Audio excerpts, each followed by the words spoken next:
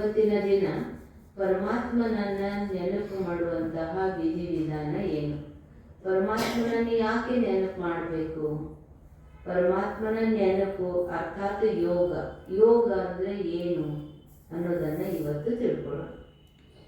ಪರಮಾತ್ಮನನ್ನು ಯಾಕೆ ನೆನಪು ಮಾಡಬೇಕು ಅಂತಂದರೆ, ನಮ್ಮಲ್ಲಿ ಇರುವಂತಹ ಶಕ್ತಿಯನ್ನು ಕಳ್ಕೊಂಡಿರೋ ಕಾರಣದಿಂದ ಆ ಶಕ್ತಿಯನ್ನು ಪುನಃ ಪ್ರಾಪ್ತಿ ಮಾಡ್ಕೊಳ್ಳೋದಕ್ಕಾಗಿ ಪರಮಾತ್ಮನನ್ನು ನೆನಪು ಮಾಡೋದು.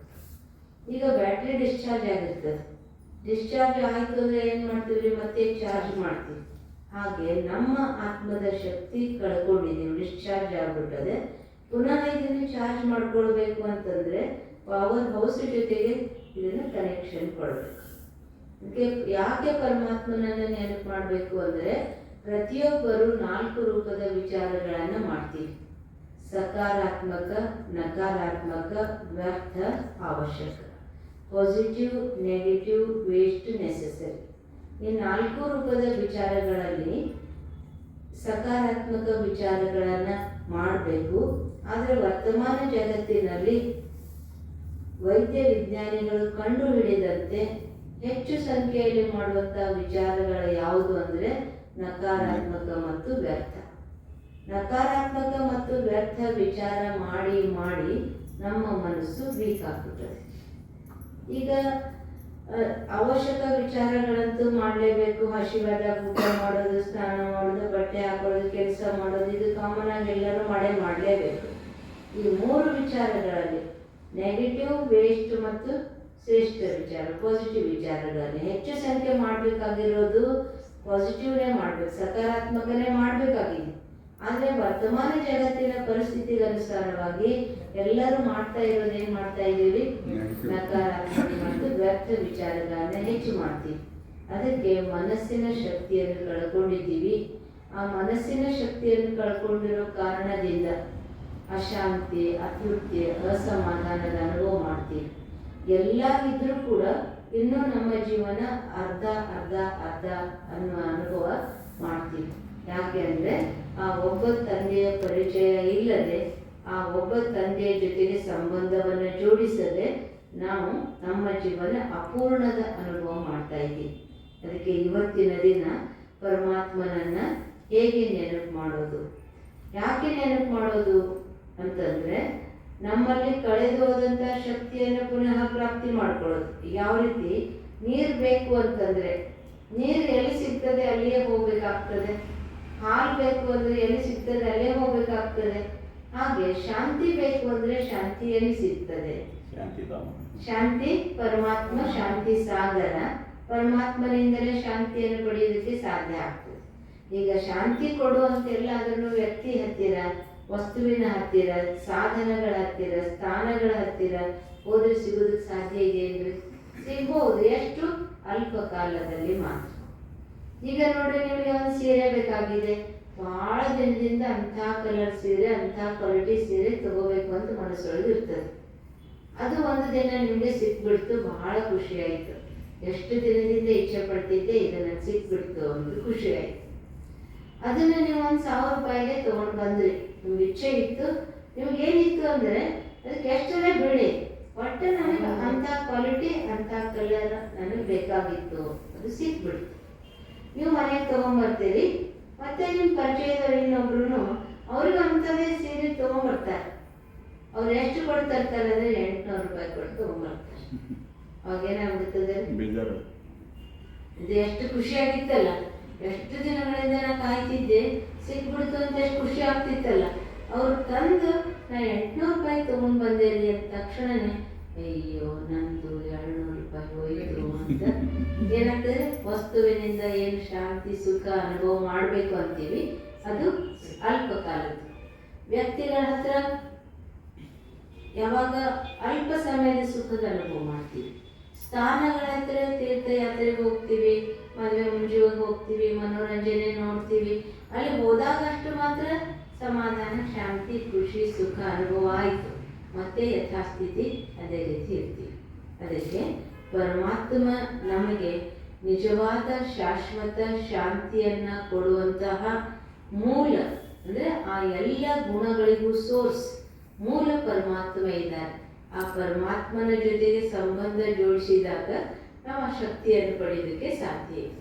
ಮೊದಲು ಮನಸ್ಸು ಸಶಕ್ತ ಆದಾಗ, ಸಕಾರಾತ್ಮಕ ಚಿಂತನೆಗಳನ್ನು ಮನಸ್ಸಿಗೆ ಹಾಕಿದಾಗ ಆ ಸಕಾರಾತ್ಮಕ ಚಿಂತನೆಗಳ ಪ್ರಭಾವ ಈ ದೇಹದ ಮೇಲೂ ಆಗ್ತದೆ. ಈಗ ಇಡೀ ದಿನ ನೀವು ಬೇಕಾದಷ್ಟು ದಣಿರಿ, ಖುಷಿ ಇತ್ತು ಅಂದರೆ ಅದು ದಣಿವೆ ಆಗೋದಿಲ್ಲ.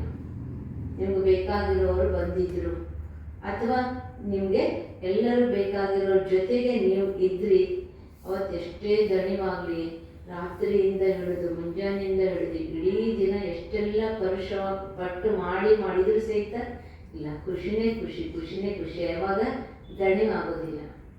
ಅದನ್ನೇ ಮನಸ್ಸು ಬೇಜಾರು ಮಾಡ್ಕೊಂಡು ಮಾಡಿದಾಗ ಏನಾಗ್ತದೆ ರೀ, ಒಂದು ಸ್ವಲ್ಪ ಅಷ್ಟು ಮಾಡಿದ್ರೆ ಸುಸ್ತು ಬೇಜಾರಾಗ್ತದೆ. ಏನು ಕಾರಣ ಅಂದರೆ ನಮ್ಮ ಮನಸ್ಸಿನ ವಿಚಾರಗಳ ಪ್ರಭಾವ ಈ ದೇಹದ ಮೇಲೆ ಆಗ್ತದೆ. ಈಗ ಯಾವುದೇ ಒಂದು ಖುಷಿ ವಿಚಾರ ಕೇಳಿದ್ರೆ ಬಹಳ ಖುಷಿ ಆಗ್ಬಿಡ್ತದೆ. ಏನೋ ಒಂದು ದುಃಖದ ಅಶಾಂತಿಯ ಸಮಾಚಾರ ಕೇಳಿದ್ರೆ ಅಯ್ಯೋ ಕೈ ಕಾಲು ಕಳ್ಕೊಂಡು ಶಕ್ತಿಹೀನ ಆಗ್ಬಿಡ್ತೀವಿ. ಯಾಕೆ ಅಂತಂದ್ರೆ ಮನಸ್ಸಿನ ವಿಚಾರಗಳ ಪ್ರಭಾವ ದೇಹದ ಮೇಲೆ ಆಗ್ತದೆ. ಪರಮಾತ್ಮನ ನೆನಪು ಅರ್ಥಾತ್ ಪರಮಾತ್ಮನಿಂದ ಶಕ್ತಿಯನ್ನ ಪಡೆಯುವಂಥದ್ದು. ಪರಮಾತ್ಮನ ನೆನಪು ಅರ್ಥಾತ್ ಸಕಾರಾತ್ಮಕ ಚಿಂತನೆ ಮಾಡುವಂಥದ್ದು, ಪರಮಾತ್ಮನ ಮಹಿಮೆಯ ಗುಣಗಾನ ಮಾಡುವಂಥದ್ದು, ಪರಮಾತ್ಮನಿಂದ ಶಕ್ತಿಯ ಪ್ರಾಪ್ತಿ ಮಾಡಿಕೊಳ್ಳುವಂಥದ್ದು. ಎಷ್ಟೆಷ್ಟು ನಾವು ಮಾಡ್ತೀವಿ ಅಷ್ಟೇ ನಮ್ಮೊಳಗೆ ಆಂತರಿಕವಾದಂತಹ ಶಕ್ತಿ ಬಲಗೊಳ್ಳುತ್ತದೆ. ಅಷ್ಟು ನಮ್ಮ ಮನಸ್ಸು ದೇಹ ಆರಾಮಿರ್ತದೆ. ಎಷ್ಟು ಮನಸ್ಸು ದೇಹ ಆರಾಮಿರ್ತದೋ ನಮ್ಮ ಮನೆಯೂ ಕೂಡ ಶಾಂತಿ ಸಮಾಧಾನದಿಂದ ಇರ್ತದೆ. ಮನೆಯೊಳಗೆ 4 ಜನ ಇದ್ದೀರಿ, ಒಬ್ಬರು ಮನಸ್ಸು ಬೇಜಾರು ಮಾಡ್ಕೊಂಡಿದ್ರೆ ಕೂಡ ಮನೆ ಏನಾಗ್ತದೆ ರೀ, ಒಬ್ರು ಏನೋ ಮನಸ್ಸು ಬೇಜಾರು ಮಾಡ್ಕೊಂಡು ಊಟ ಮಾಡಿಲ್ಲ ಅಂತ ಇಟ್ಕೊಳ್ರಿ, ಉಳಿಲಿಲ್ಲ ಅಂದ್ರೆ ಬಿಟ್ಟರೆ ಬಿಡೋ, ನಾವು ಆರಾಮ ಉಂಡು ಮಲ್ಕೊಳ್ಳೋಣ ಅಂತ ಅಂತೀವೇನ್ರಿ.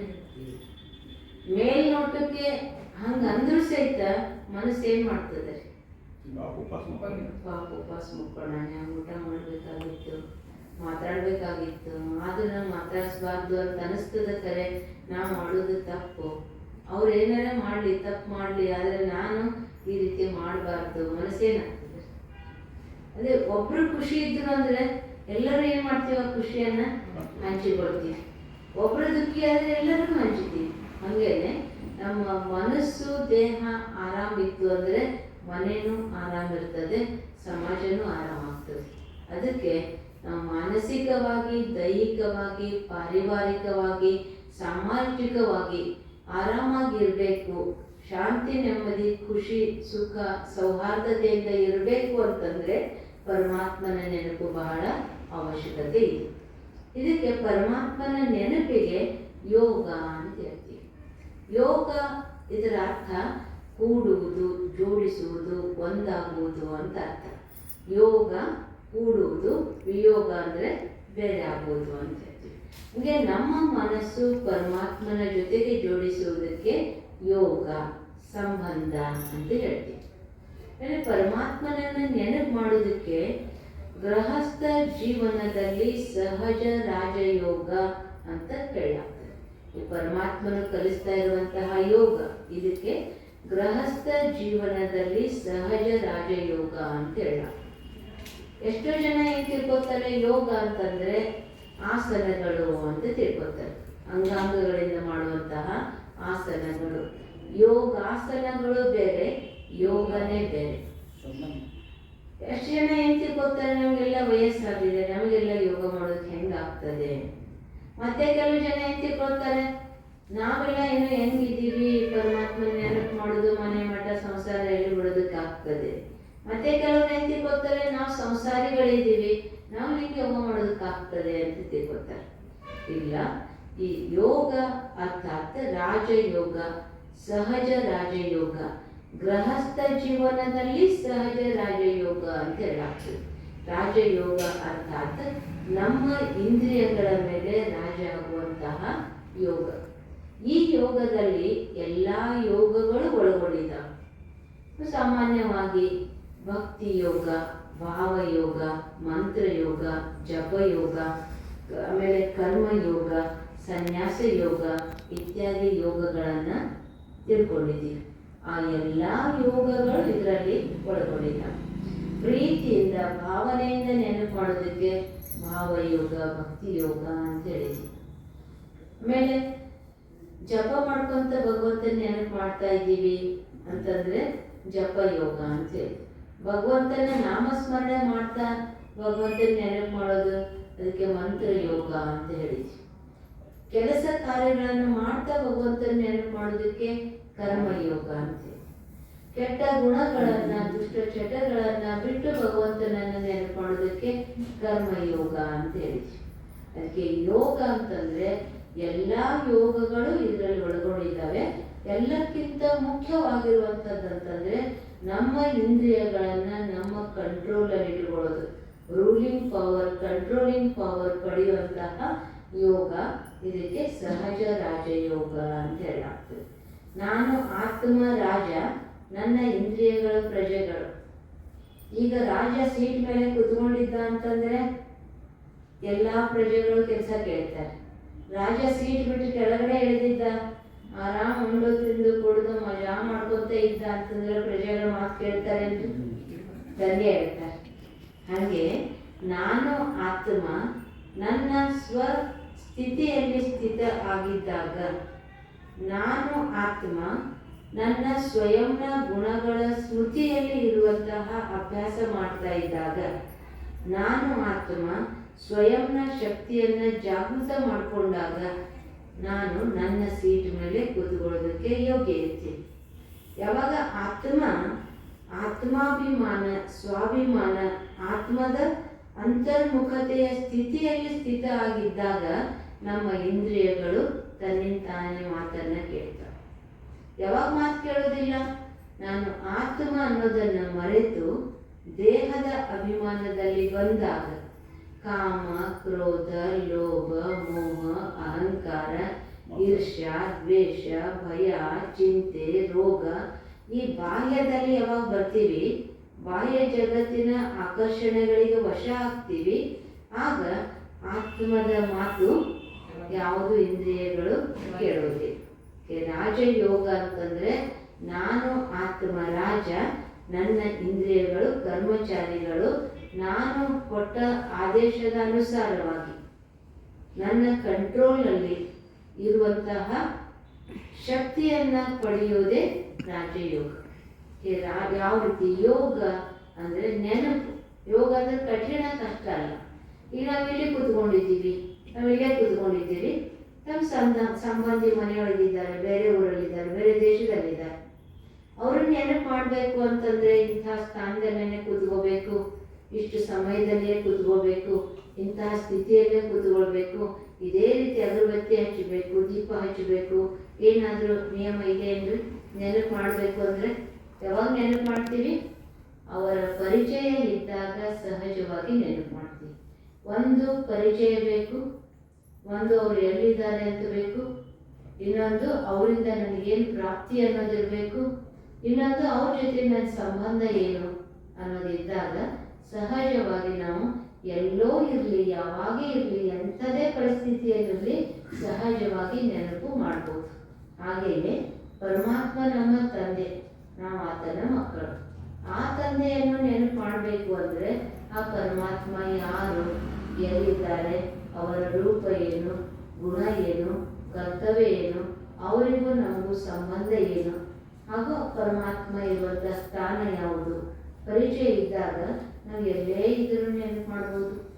ಕೆಲಸ ಕಾರ್ಯಗಳನ್ನು ಮಾಡ್ತಾ ನೆನಪು ಮಾಡಿದಾಗ ಕರ್ಮಯೋಗಿಗಳು. ಅದಕ್ಕೆ ನಾವು ಯೋಗಿಗಳು, ಅರ್ಥಾತ್ 1 ಗಂಟೆ, ಅರ್ಧ ಗಂಟೆ ಅಥವಾ ಎಣಿಕೆ ಮಾಡಿ ಗಂಟೆಯವರೆಗೆ ನೆನಪು ಮಾಡುವಂತಹದ್ದು ಆ ಯೋಗ ಅಲ್ಲ. ನಮ್ಮ ಜೀವನವೇ ಯೋಗಿ ಜೀವನ.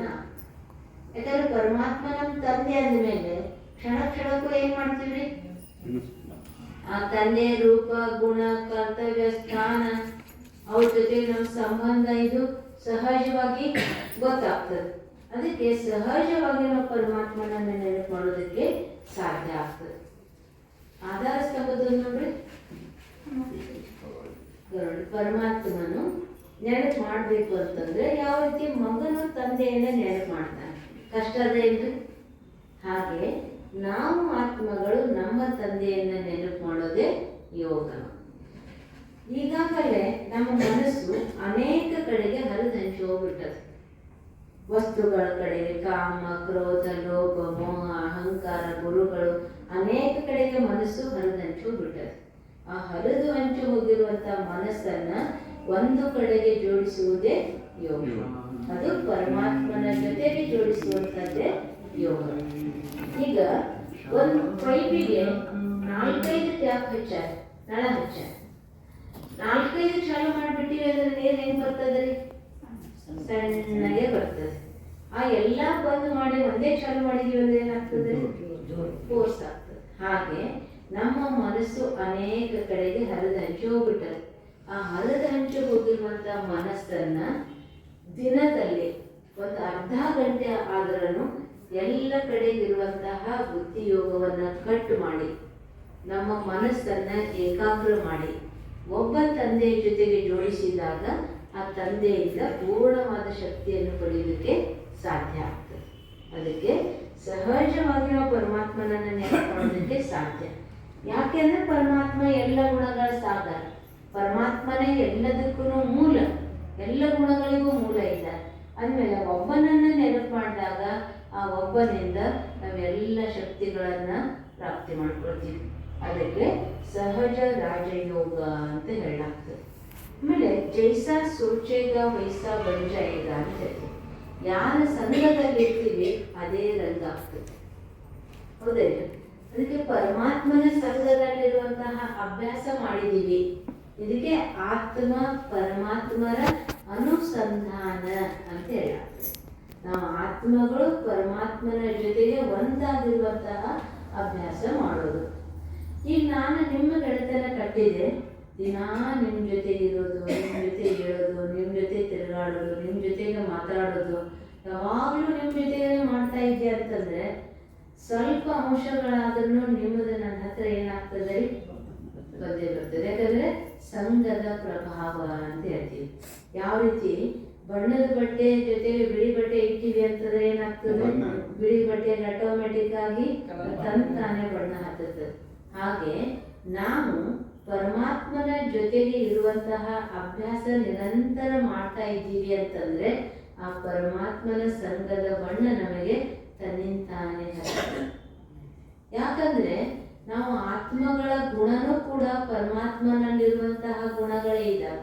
ಶಾಂತಿ, ಆನಂದ, ಪ್ರೇಮ, ಸುಖ, ಜ್ಞಾನ, ಪವಿತ್ರತೆ, ಶಕ್ತಿ, ಇವು 7 ಗುಣಗಳು ನಮ್ಮೊಳಗಡೆ ಇದ್ದಾವೆ.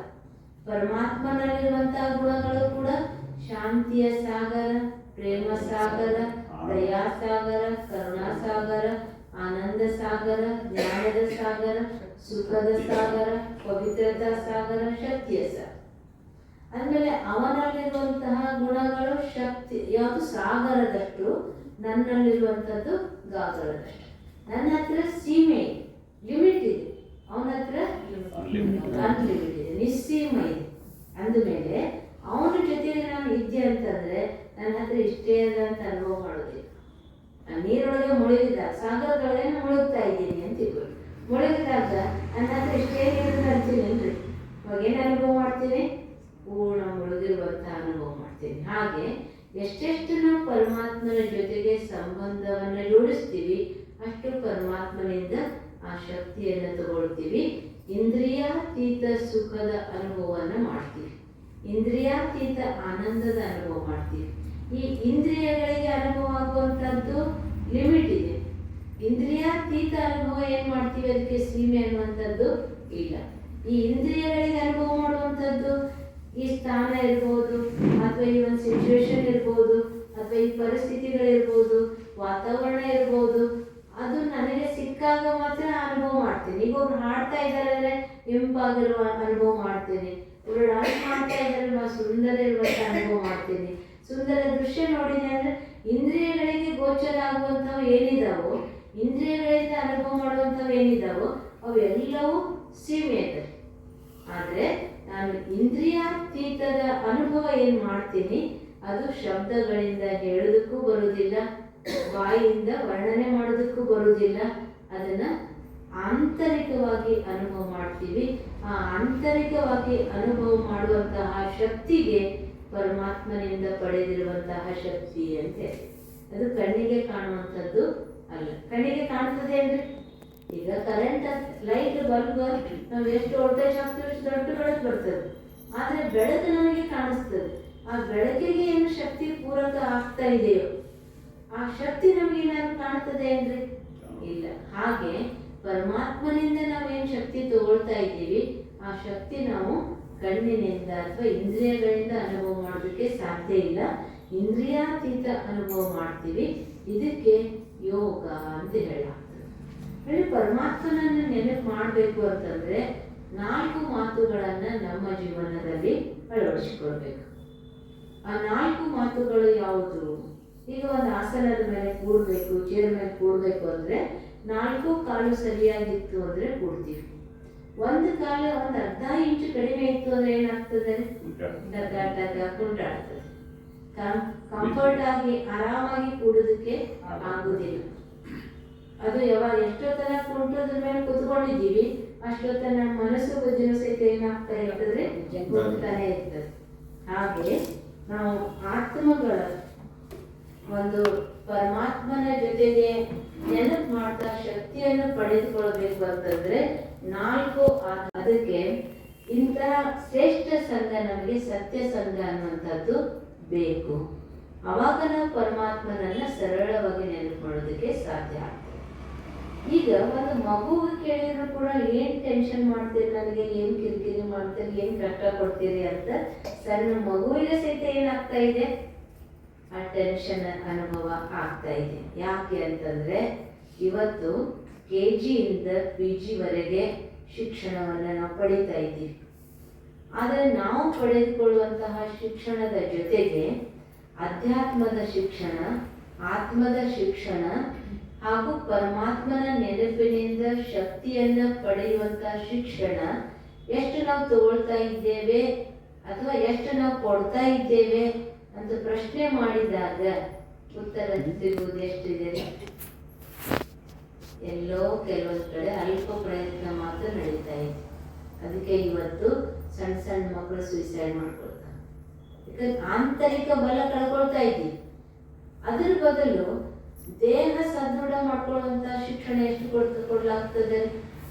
ಯಾವ ಕಾಲಕ್ಕೆ ಎಂತ ಬಟ್ಟೆ ಹಾಕೋಬೇಕು, ಯಾವ ಕಾಲಕ್ಕೆ ಎಂತ ಆಹಾರ ತಗೊಳ್ಬೇಕು, ಯಾವ ಅಂಗವನ್ನು ಹೇಗೆ ರಕ್ಷಣೆ ಮಾಡ್ಕೊಳ್ಬೇಕು.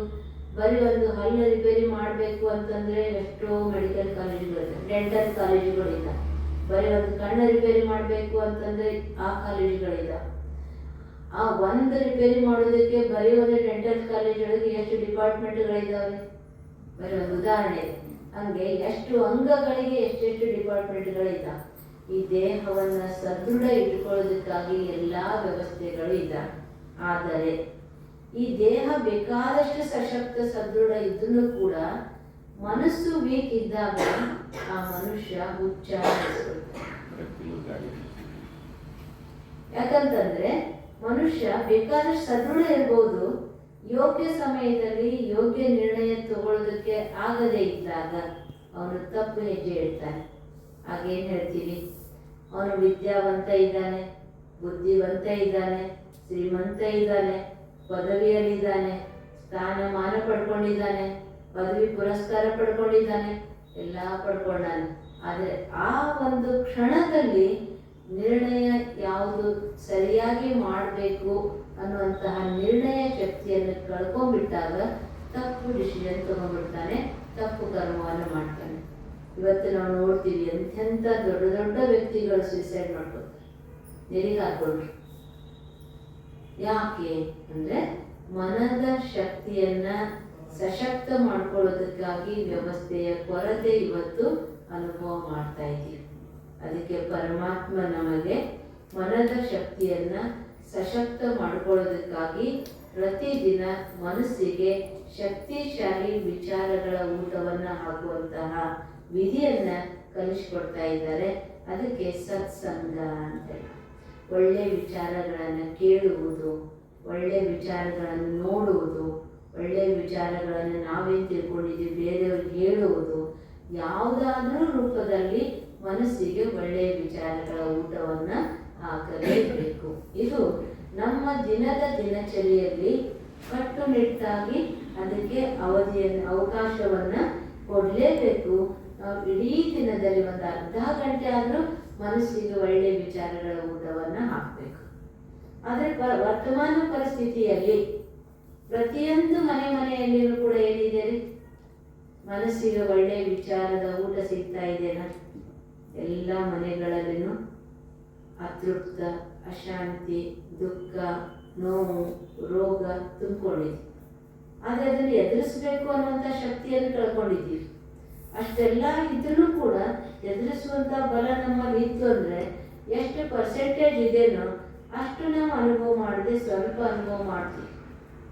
ಅದಕ್ಕೆ ಈ ನೋಡಿ, ಟಿ ವಿಯಲ್ಲಿ ಸೀರಿಯಲ್ಗಳನ್ನು ನೋಡ್ತೀರಿ, ಸಿನಿಮಾಗಳನ್ನು ನೋಡ್ತೀರಿ. ಅವು ಎಲ್ಲವುಗಳಲ್ಲಿ ಏನಿದೆ, ಯಾವಾಗ ಹೆಂಗಾಗ್ತದೆ ಅಂದರೆ ನಾಳೆ ಏನಾಗ್ತದೆ, ನಾಳೆ ಹೆಂಗಾಗ್ತದೆ, ಅವ್ರಿಗೆ ಏನಾಯ್ತು ನಾಳೆ ನೋಡ್ಬೇಕು, ಮುಂಜಾನೆ ಬರುತ್ತೆ, ಆ ಸಮಯ ಬರೋ ತನಕ ಕಾಯ್ಕೊಂಡು ಏನಾಗ್ತದೆ ಮನಸ್ಸನ್ನ ಉತ್ತೇಜನ ಮಾಡುವಂಥ ವಿಚಾರಗಳೇ ಇಲ್ಲ. ಮನಸ್ಸಿಗೆ ನೋವು ಕೊಡುವಂಥ ವಿಚಾರಗಳೇ ಇಲ್ಲ. ಯಾವ ಸಿನಿಮಾ, ಯಾವ ಸೀರಿಯಲಲ್ಲಿ ಆರಾಮ, ಶಾಂತಿ, ಸಮಾಧಾನ ಸಿಗೋದಿದೆ ಅಂದರೆ ಎಲ್ಲಿ ನೋಡಿದ್ರು ಹೊಡೆದಾಟ, ಬಡದಾಟ, ಮೋಸ, ಅನ್ಯಾಯ, ಅತ್ಯಾಚಾರ, ಹಿಂಸೆ ಇದೇ ತುಂಬಿಕೊಂಡು ನಿತ್ಯ ಬೆಳಿಗ್ಗೆ ಪೇಪರ್ ಓದುವಂಥ ಅಭ್ಯಾಸ ಇರ್ತದೆ. ಆ ಪೇಪರ್ ತಗೊಂಡಾಗ ಪೇಪರ್ ಹೆಡ್ಲೈನಲ್ಲಿರುವಂತಹ ವಿಚಾರಗಳೇನಿರ್ತದೆ, ಒಂದು ಮೂಲೆಯಲ್ಲಿ ಸುಭಾಷಿತ ಅಂತ ಒಳ್ಳೆಯ ವಿಚಾರ ಇರ್ತದೆ. ಅದನ್ನು ಈ ಹೆಡ್ಲೈನ್ ಎಲ್ಲ ನೋಡಿದ ಮೇಲೆ, ಆ ಎಲ್ಲ ವಿಚಾರಗಳನ್ನ ನೋಡಿದ ಮೇಲೆ ಅದನ್ನು ನೋಡ್ತೀವಿ. ಮೊದಲು ಏನು ಹಾಕಿ ಒಳಗೆ ಹೋಗ್ತದೆ, ನಂತರ ಹಾಕಿರುವಂಥದ್ದು ಎಷ್ಟು ನೆನಪಿತ್ತು ಇಲ್ಲ. ಎಲ್ಲ ಕಡೆಗೂ ನೋಡಿ, ಇವಾಗ ಜಗತ್ತಲ್ಲಿ ಏನಾಗಿದೆ, ಯಾಕಂದ್ರೆ ಜಗತ್ತಿನ ಪರಿಸ್ಥಿತಿನೇ ಆ ರೀತಿಯಾಗಿದೆ. ಅದಕ್ಕೆ ಮನಸ್ಸಿಗೆ ಒಳ್ಳೆಯ ವಿಚಾರಗಳ ಊಟವನ್ನು ಹಾಕುವಂಥ ವ್ಯವಸ್ಥೆಯನ್ನು ನಾವು ಮಾಡ್ಕೊಳ್ಬೇಕಾಗಿದೆ. ಅದಕ್ಕೆ ಸತ್ಸಂಗ ಅಂತ ಹೇಳ. ಈ ಈಶ್ವರೀಯ ವಿಶ್ವವಿದ್ಯಾಲಯದಲ್ಲಿ ಒಂದು ದಿನ ಸೂಟಿ ಇಲ್ಲ, ಯಾರು ಹುಟ್ಟಿದ್ರು ಸೂಟಿ ಇಲ್ಲ, ಯಾರು ಸತ್ರು ಸೂಟಿ ಇಲ್ಲ. ಪ್ರತಿನಿತ್ಯವೂ ಪರಮಾತ್ಮನ ಮಹಾವಾಕ್ಯ ಅಥವಾ ಪರಮಾತ್ಮನ ನೆನಪು ಮಾಡುವಂತಹ ಸತ್ಸಂಗ ಪ್ರತಿನಿತ್ಯವೂ ಇದ್ದೇ ಇರ್ತದೆ. ಅದಕ್ಕೆ ಪರಮಾತ್ಮನ ನೆನಪು ಮಾಡೋದಕ್ಕೆ ಸತ್ಸಂಗದ ಅವಶ್ಯಕತೆ ಇದೆ. ಒಂದನೇ. ಎರಡನೇದು ಶುದ್ಧತೆ, ಸ್ವಚ್ಛತೆ, ಪವಿತ್ರತೆ ಅಂತ ಹೇಳ. ಶುದ್ಧತೆ, ಸ್ವಚ್ಛತೆ, ಪವಿತ್ರತೆ ಅಂತಂದ್ರೆ ನಮ್ಮ ಮನಸ್ಸು ಮತ್ತು ಕರ್ಮ ಪರಿಶುದ್ಧ ಆಗಿರ್ಬೇಕು. ಅದಕ್ಕಾಗಿ ಶರಣರು ಹೇಳಿದರು, ಅಂತರಂಗ ಶುದ್ಧಿ, ಬಹಿರಂಗ ಶುದ್ಧಿ ಅಂತ. ನಾವು ಮನಸ್ಸು ಸ್ವಚ್ಛ ಅದಲ್ಲ, ದೇಹ ಹೆಂಗಿದ್ರೆ ಏನ್ ಮಾಡೋದು, ಅದಕ್ಕೇನೋ ಇಲ್ಲ. ಅಂತರಂಗನೂ ಶುದ್ಧಿ ಇರಬೇಕು, ಬಹಿರಂಗನೂ ಶುದ್ಧಿ ಇರಬೇಕು. ಈ ಸ್ವಚ್ಛತೆ ಇದೆಯೋ ಅಲ್ಲಿ ಭಗವಂತ ನೆಲೆಸಿರ್ತಾನೆ ಅಂತ ಹೇಳಾಗ್ತದೆ. ಎಲ್ಲಿ ಸ್ವಚ್ಛತೆ ಇದೆಯೋ ಅಲ್ಲಿ ಯಾವುದು ಅಶುದ್ಧತೆ ಅಥವಾ ಅಶುದ್ಧದ ಪ್ರಭಾವ ಆಗುವುದಿಲ್ಲ ಅಂತ ಹೇಳ. ಈಗ ಗಾಳಿ, ಧೂಳಿ, ಮಾಟ, ಮಂತ್ರ ಜಗತ್ತಿನಲ್ಲಿ ಏನು ನೋಡ್ತಾ ಇದ್ದೀವಿ, ಅದೆಲ್ಲ ಇರೋದು ಎಲ್ಲಿ ಅಂದರೆ ಎಲ್ಲಿ ಅಶುದ್ಧತೆ ಇದೆಯೋ, ಎಲ್ಲಿ ದರಿದ್ರತನ ಇದೆಯೋ, ಎಲ್ಲಿ ಸೋಮಾರಿತನ ಇದೆಯೋ ಅಲ್ಲಿ ಪ್ರವೇಶ ಆಗ್ತದೆ. ಎಲ್ಲಿ ಸ್ವಚ್ಛತೆ, ಶುದ್ಧತೆ ಇದೆಯೋ ಅಲ್ಲಿ ಪ್ರವೇಶ ಇರುವುದಿಲ್ಲ. ಅದಕ್ಕೆ ನಾವು ಮನ, ವಚನ, ಕರ್ಮದಿಂದ ಪರಿಶುದ್ಧರು ಆಗಿರಬೇಕು. ಮೂರನೇದು ದೈವಿ ಗುಣಗಳು. ಈಗ ಗುಲಾಬಿ ಗಿಡದಲ್ಲಿ ಹೂ ಎಲ್ಲ ತುಂಬಿಕೊಂಡ, ಆದರೆ ನಾವು ಅದ್ರ ಜೊತೆ ಮುಳ್ಳುಗಳು ಇದ್ದಾವೆ. ನಾವು ಮುಳ್ಳು ಎಷ್ಟಿದಾವ ಅಂತ ನೋಡ್ತೀವೋ, ಹೂ ಎಷ್ಟಿದಾವ ಅಂತ ನೋಡ್ತೀವೋ. ಎಲ್ಲರೂ ಬಯಸೋದು ನೋಡೋದೇನು, ಹೂವು. ಹಾಗೆ ನಮ್ಮಲ್ಲಿ ದೈವಿ ಗುಣಗಳು ಇತ್ತು ಅಂತಂದ್ರೆ ಈ ಜಗತ್ತಿನಲ್ಲಿ ಮುಳ್ಳಿನಂತ ಜನರು ಇದ್ದಾರೆ. ಆದರೆ ನಮ್ಮಲ್ಲಿಯೂ ದೈವಿ ಗುಣಗಳು ಇತ್ತು ಅಂದ್ರೆ ನಾವು ಎಲ್ಲರಿಗೂ ಪ್ರಿಯ ಆಗ್ತೀವಿ, ಭಗವಂತನಿಗೂ ಪ್ರಿಯ ಆಗ್ತೀವಿ. ಯಾರಾದ್ರೂ ನಮ್ಮಲ್ಲಿ ಒಳ್ಳೆಯ ಗುಣ ಇತ್ತು ಅಂತಂದ್ರೆ ಇವ್ರು ಯಾವಾಗ ಬರ್ತಾರೆ ಅಂತ ಬಯಸ್ತಾರೆ, ಓಡಿ ಹೋಗಿ ಭೇಟಿ ಆಗ್ಬೇಕು ಅಂತ, ಮಾತಾಡ್ಬೇಕು ಅಂತ ಹೇಳ್ತಾರೆ, ಕೇಳಬೇಕು ಅಂತ ಇಚ್ಛೆ ಪಡ್ತಾರೆ, ಸಮೀಪ ಇರಬೇಕು ಅಂತ ಬಯಸ್ತಾರೆ. ಯಾವಾಗ ಒಳ್ಳೆ ಗುಣಗಳಿಂದಾಗ ಎಲ್ಲರೂ ಬಯಸ್ತಾರೆ. ಕೆಟ್ಟ ಗುಣ ಇತ್ತು ಅಂತಂದ್ರೆ ಅಷ್ಟು ದೂರ ಬರುದ್ರಲ್ಲೇ ಅವ್ರು ಬರುದ್ರಲ್ಲೇ ನಾವು ಪಾಸ್ ಆಗೋದು ಬರೀ ಕಿರಿಕಿರಿ ಬಂದ್ಬಿಡ್ತಾರೆ ಅಂತ. ಹೌದೇ? ಅದಕ್ಕೆ ನಮ್ಮಲ್ಲಿ ದೈವಿ ಗುಣಗಳು ಇದ್ದಾಗ ಪರಮಾತ್ಮನನ್ನ ಸಹಜವಾಗಿ ನೆನಪು ಮಾಡ್ತೀವಿ. ಅದಕ್ಕೆ ಸುಗಂಧ ಭರಿತ ಹೂಗಳನ್ನು ದೇವತೆಗಳಿಗೆ ಏರಿಸುವಂತಹ ಪದ್ಧತಿ ಮಾಡಿದರು. ಯಾಕಂದ್ರೆ ನಾವು ಕೂಡ ಹೂಗಳ ರೂಪದಲ್ಲಿ ಭಗವಂತನಿಗೆ ಅರ್ಪಿತರಾಗಿರಬೇಕು, ಒಳ್ಳೆ ಗುಣಗಳಿಂದ ಸಂಪನ್ನ ಆಗಿರಬೇಕು ಅನ್ನೋದಕ್ಕಾಗಿ ಭಗವಂತನಿಗೆ ಭಿನ್ನ ಭಿನ್ನ ಹೂಗಳನ್ನು ಏರಿಸುವಂಥ ಪದ್ಧತಿ ಮಾಡಿದ್ರು. ಅದಕ್ಕೆ ದೈವಿ ಗುಣಗಳು ಅನ್ನುವಂಥದ್ದು ಬೇಕು. ಇದು ಮೂರನೆಯದು. ನಾಲ್ಕನೆಯದು ಶುದ್ಧ ಅನ್ನ. ಅದಕ್ಕೆ ಹೇಳಲಾಗ್ತದೆ, ಜೈಸಾ ಅನ್ ವೈಸಾ ಮನ್, ಜೈಸಾ ವಾಣಿ ಜೈಸಾ ಪಾಣಿ ವೈಸಾ ವಾಣಿ. ಅನ್ನದಂತೆ ಮನಸ್ಸು, ನೀರಿನಂತೆ ವಾಣಿ ಅಂತ. ಹಳ್ಳಿ ಊರೊಳಗೆ ಮಾತು ಕೇಳ್ತಿದ್ದೀವಿ, ಅವ್ರ ಮನೆ ನೀರು ಕುಡ್ದಾನೆ, ಆ ಊರು ನೀರು ಕುಡ್ದಾನೆ, ಆ ಊರು ನೀರು ಅದ್ದೇ ಒಮ್ಮಿಗೆ ಅಂತಿದ್ರು. ಹೌದೇ? ನುಚ್ಚುಂಡೋರು ಇಚ್ಛೆ ಹೇಳ್ತಾರೆ, ಅವ್ರ ಮನ್ಯಾಗ ಉಂಡಾರೆ ಅವರಂಗೆ ಮಾತಾಡ್ತಾರೆ. ಇದು ಸತ್ಯನೇ. ಯಾಕಂದರೆ ಅನ್ನದ ಪ್ರಭಾವ ನಮ್ಮ ಮನಸ್ಸಿನ ಮೇಲೆ ಆಗ್ತದೆ. ಅದಕ್ಕೆ ಈಗ ಪ್ರತಿನಿತ್ಯ ನಾವು ಊಟ ಮಾಡ್ತೀವಿ. ನಾವು ಊಟ ಮಾಡಬೇಕು ಅಂತಂದರೆ ಪರಮಾತ್ಮನ ನೆನಪಿನಿಂದ ತಯಾರಿಸಿರುವಂತಹ ಆಹಾರ ಪ್ರಸಾದದ ರೂಪದಲ್ಲಿ ನಾವು ಈ ದೇಹಕ್ಕೆ ತಗೊಂಡಾಗ ಅದು ಪ್ರಸಾದ ಆಗ್ತದೆ, ಶಕ್ತಿಶಾಲಿಯಾಗಿರುವಂತಹ ಆಹಾರ ಆಗ್ತದೆ. ಈಗ ವಿಚಾರ ಮಾಡಿರಿ, ನೀವು ಹೋಟೆಲ್ನೊಳಗೂ ಊಟ ಮಾಡ್ತೀರಿ, ಮನೆಯೊಳಗೂ ಊಟ ಮಾಡ್ತೀರಿ. ಯಾವುದು ತೃಪ್ತ ಅನಿಸ್ತದೆ? ಮನೆಯೊಳಗೆ. ಹೋಟೆಲ್ನೊಳಗೆ 12 ಥರದ ಪದಾರ್ಥಗಳನ್ನು ರುಚಿ ರುಚಿ ಇರೋದನ್ನು ತಿಂದಿರ್ಬೋದು. ಅದರ ಮನೆಯೊಳಗೆ ಒಂದು ಉಪ್ಪಿನಕಾಯಿ ರೊಟ್ಟಿ ತಿಂದ್ರೂ ಕೂಡ ಅದೇನಾಗ್ತದೆ? ತೃಪ್ತ ಆಗ್ತದೆ. ಯಾಕೆ ಅಂತಂದರೆ ಆ ಹೋಟೆಲ್ನಲ್ಲಿ ಊಟ ಕೊಡುವಂಥವನು ನೀವು ರೊಕ್ಕ ಕೊಡ್ತೀರಿ, ಅದಕ್ಕೆ ಊಟ ಕೊಡಬೇಕು ಅಂತ ಕೊಡ್ತಾನೆ. ಮನೆಯೊಳಗೆ ಊಟ ಕೊಡುವವರು ನನ್ನವರು ಅಂತ. ಅರ್ಜೆಂಟದ ಹೋಗ್ತೀನಿ ಅಂತಂದರೆ ಸ್ವಲ್ಪ ರೊಟ್ಟಿ ಉಪ್ಪಿನಕಾಯಿ ತಿಂದೋಗ್ರಿ, ಸ್ವಲ್ಪ ಅನ್ನ ಮಾಡೋರೆ ತಿಂದೋಗ್ರಿ, ಕಟ್ಕೊಂಡರೆ ಹೋಗ್ರಿ, ಕೊಟ್ಟರೆ ಕಳಿಸ್ತೀನಿ ಅಂತ. ಯಾಕಂದ್ರೆ ನನ್ನವರು, ನನ್ನತನ ಇದೆ. ಹೋಟೆಲಲ್ಲಿ ಎಲ್ಲ ರೆಡಿ ಊಟ ಕೂತ್ಕೊಂಡಾರೆ, ಅರ್ಜೆಂಟ್ ಫೋನ್ ಬಂತು, ಬಿಟ್ಟು ಅಂತ ಹೋಗ್ಬೇಕು ಅಂದರೆ ಬಿಲ್ ಕಟ್ಟಿ ಹೋಗ್ರಿ ಅಂತ. ಯಾಕೆ ಹೊಂಟೀರಿ? ಊಟ ಮಾಡ್ರಿ ಅಂತಾರ. ಯಾಕಂದರೆ ಅಲ್ಲಿ ನನ್ನತನ ಅನ್ನುವಂಥದ್ದು ಭಾವನೆ ಇಲ್ಲ. ಮನೆಯೊಳಗೆ ಏನಿದೆ? ನನ್ನವರು, ನನ್ನತನ ಅನ್ನುವಂಥದ್ದು ಭಾವನೆ ಇದೆ. ಈ ಮಕ್ಕಳು ಊಟ ಮಾಡಿಲ್ಲ ಹೋಗಿದ್ರು ಅಂತಂದರೆ ಏನಾದರೂ ಮಾಡಿ ಅವರಿಗೆ ಡಬ್ಬಿ ಕೊಟ್ಟು ಕಳಿಸ್ಬೇಕು, ಡಬ್ಬಿ ತಪ್ಪಿಸ್ಬೇಕು ಅಂತ ವ್ಯವಸ್ಥೆ ಮಾಡ್ತೀವಿ. ಅದಕ್ಕೆ ಅದೇ ರೀತಿ ಈಗ ಮಠ ಮಂದಿರಗಳಲ್ಲಿ ಊಟ ಮಾಡ್ತೀರಿ, ಅಲ್ಲಿ ಇಷ್ಟೇ ಪ್ರಸಾದ ಕೊಟ್ಟಿದ್ರು ಏನು ಮಾಡ್ತೀರಿ?